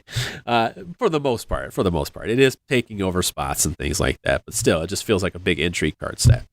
But I just enjoyed just slightly better. Lost Ruins of Arnak. I mean, slightly, ever so slightly. I'm not going to mention the third game, which I think is better, but that's fine. All right. Well, let's look at the scores then. So 5 for both. You gave Dune a 13.56 out of 5. Ooh. But you gave the highest score of the three of us to Lost Ruins. You beat me by 0.05. Yeah. Lost Ruins is 14.8 out of 15. So what in your mind, giving it almost a perfect 15? Yeah. Theme is what dropped you. But what in your mind keeps it from being a 6 versus a 5? Because I'm curious. Yeah, it's just because I think some games can just really tilt the wrong way for a good group of the players. I get the board has to tighten up a little bit, but I didn't like the way the 1-player and the 2-player work. Although the game does work at all player counts, I just didn't like it at 2 as much. Like when I played the solo, I was just like, wish I could open up one more spot. But for some reason, it's competitive at solo, and that was a big thing for me because I am a big solo player. And I wanted it to be way more competitive in a solo scenario, so I'm looking for this expansion to do that. So I do have to dock it for that. Okay. But when it was in a multiplayer situation, like honestly, other than like get good, I think it's darn near perfect. Perfect for what it's trying to do, right? Like it's what it's doing. Which is crazy because I like the thematic experience of Dune, and it's just like at some points I'm way more invested in everything that's going on in the game of Dune. But I think it's just the way I like to play. It's more deck buildery, and I like deck builders. Aeon's End is one of my favorite games. The series of Aeon's End is one of my favorite series of games of all time. It's a deck builder, and it has one of the most interesting things, something very similar. Don't shuffle your deck, flip it over. This game has put stuff on top of your deck. Don't flip it over because you're going to get it. So it's like that, maybe that timing thing that really pleases me, makes me feel good. And then like that unpredictability stuff that may seem kind of like dude, I can't do this round. This was my last work. Or for me, that sounds exciting. It's a challenge. Or I see it happen to somebody else, and then the next round I can go there. That's exciting, for me. And so I think it's more of a total package for me. Like I said, outside of that solo, which I think is going to take this one to the next level, and probably be a set of promo packs at the next convention and when we have it in 2025. But I just, yeah, it's a great game. It's a great one. I think it's a great one. And I think the interesting thing about it is I think it has more expansion potential than Dune at this time. That's the thing. I want Dune to have expansion. I don't know where it's going because maybe I need to see the movie to see that in the game. But I just see, just because, like I said, that game is more deck buildery. Expansions. Like I see it happening. Whether it's just cards or even more spots to place workers and stuff. Well, all right. That's our head-to-head review of Lost Ruins of Arnak versus Dune Imperium. Sean, let me see if I got this. Yeah. We forgot about Guild Thoughts. Oh, yeah, that's not happening. I'm so sorry, Gil. No, it's not happening. So right now, it's going to be shorter than this, but right now we're at 2 hours and 47 minutes on my recorder. It's probably going to be a 2.5 hour episode. So, Gil, oh my goodness. Under normal circumstances, Gil, come on, you know how much we love you. But it's also late. It's getting late here. I've got a full day of settlement facilitation tomorrow, which is just a nightmare. But we're not done. We're going to wrap this up. It's me. Just say it's me. I make these things long. That is our head-to-head review of Lost Ruins of Arnak versus Dune Imperium. Lost Ruins of Arnak gets a 5 from all of us. Yes. Yeah. And then Dune Imperium gets a 5 from Sean and Jeremy, and then a 6 from Alex. Wow. It pulled it out of the fire. In terms of Ducal score, Dune Imperium wins. In terms of my weird, broken down score, Arnak wins. I will listen to see if this is even going to continue past one episode. That's scoring. The most mathy episode ever. That'll be up to the guild whether they think that or will it be consigned to the heap of the Goldrum score. I don't want to do this again. This was an experiment. It was an experiment, and I wanted to see what's the difference between what's the difference, the soul modifier, so to speak. So okay. All right, before we wrap things up, the best of the rest, the names we did not pick for this episode. I'm so tired, Alex. Matthew S. with Kwisatz and Arnak, referencing something in Dune that I don't remember offhand. That Sean is going to... Kwisatz Haderach, which is... Oh, my goodness. Yeah. And then, of course, Lost Ruins of Arnak. Josh and Gur with Lost Ruins of Arrakis. So combining the desert planet of Arrakis and Lost Ruins of Arnak. So good little combo there. The Namefather, Steve O'Rourke, with a question, a state question, but one that applies here. Indiana, as in Indiana Jones, or Idaho, as in Duncan, Idaho, which sounds Dune familiar, but I don't exactly remember why. Yeah, Duncan, Idaho is the Atreides swordmaster who is being played by Jason Momoa. Adam Dalton. Who is also the most important character in all of the original Dune series. Then Adam Dalton with Muad'Dib and the Guardians of Melange. So kind of another Indiana Jones play. And then Baker Mitchell with a quote from our episode winner from BJ from War Game Gumbo. So this would be a quote from the movie Indiana Jones and the Temple of Dune. Worms. Why did it have to be worms? Wait. No, isn't it? Wait, isn't that from Raiders of the Lost Ark? Snakes? Correct. Why did it have to be snakes? Yes. Not Temple of Doom. I don't know. It was from an Indiana Jones movie. It was pretty clever. It's from the first. No, it is. I'm just saying you got it wrong, is all. Okay. Well. By the way, real quick. I don't have a response to that. Can I say that there was tremendous guild support, Alex, for my correcting your use of Golem versus Gollum? There was one person. I thought it was 2, which is tremendous. Anyway. Anyway, that's Thank going to you, do it for this criminally long episode of the Dukes of Dice. Jeremy, thank you so much for joining us. Thank you, Jeremy. man. If people want to consume your stuff, which sounds really weird, it's a weird way to phrase that. Oh, goodness. Or otherwise reach out to you. What's the best way to do that? You can actually, what's interesting? I'm not that hard to find. If you're on Facebook, you can literally look up Jeremy Howard. There's not a lot of, no, I'm just kidding. We're just going to say this. You can find me, guy with the dreads right here. You will see me in a lot of board game communities, and you can find me in the Jambalaya Plays Games community, because I have my own little community page where I, try to get people to interact. But you can mainly find me on Man vs. Meeple, a YouTube page where we do Kickstarter previews, reviews, all kinds of coverage and chit chats and things like that. I run solo Sundays every Sunday, 3 p.m. Central Standard.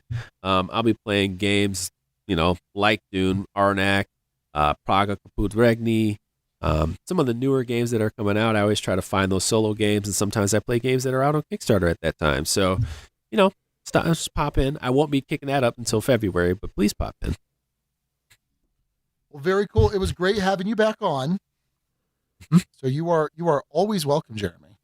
Always. Thank you for having me. All right. I'm not sponsored by Stonemeyer. Not sponsored by Stonemeyer. We're working on it. We're working on it. We are not actively working on it, to be clear. All right. Well, that's going to do it for episode 242, Indiana Jones and the Temple of Dune. Thanks again to BJ from Board Game Gumbo for that awesome title suggestion. Until next time, this is Sean. And Alex. And Jeremy. And Dune you later, everyone. See what I did there? Oh, boy. Thank you so much for listening to the Dukes of Dice. Today's episode was recorded in the Duchy on January 14th, 2021. Our theme music provided by Carbohydro M from his Prime Legacy album. The Dukes of Dice are a proud member of the Dice Tower Network. For other great board gaming podcasts, check out DicetowerNetwork.com. And for all leads to the Duchy, go to DukesOfDice.com. Find us on Twitter at Dukes of Dice. Join in conversations on our Board Game Geek Guild. Find us on Facebook and subscribe to our YouTube channel. Thanks to our sponsors, Arcane Wonders and Game Toppers, LLC. You can learn more about Arcane Wonders, find titles at ArcaneWonders.com, and find out all you need to know about Game Toppers at GameToppersLLC.com. We'll see you back here in 2 weeks. Until then, game on!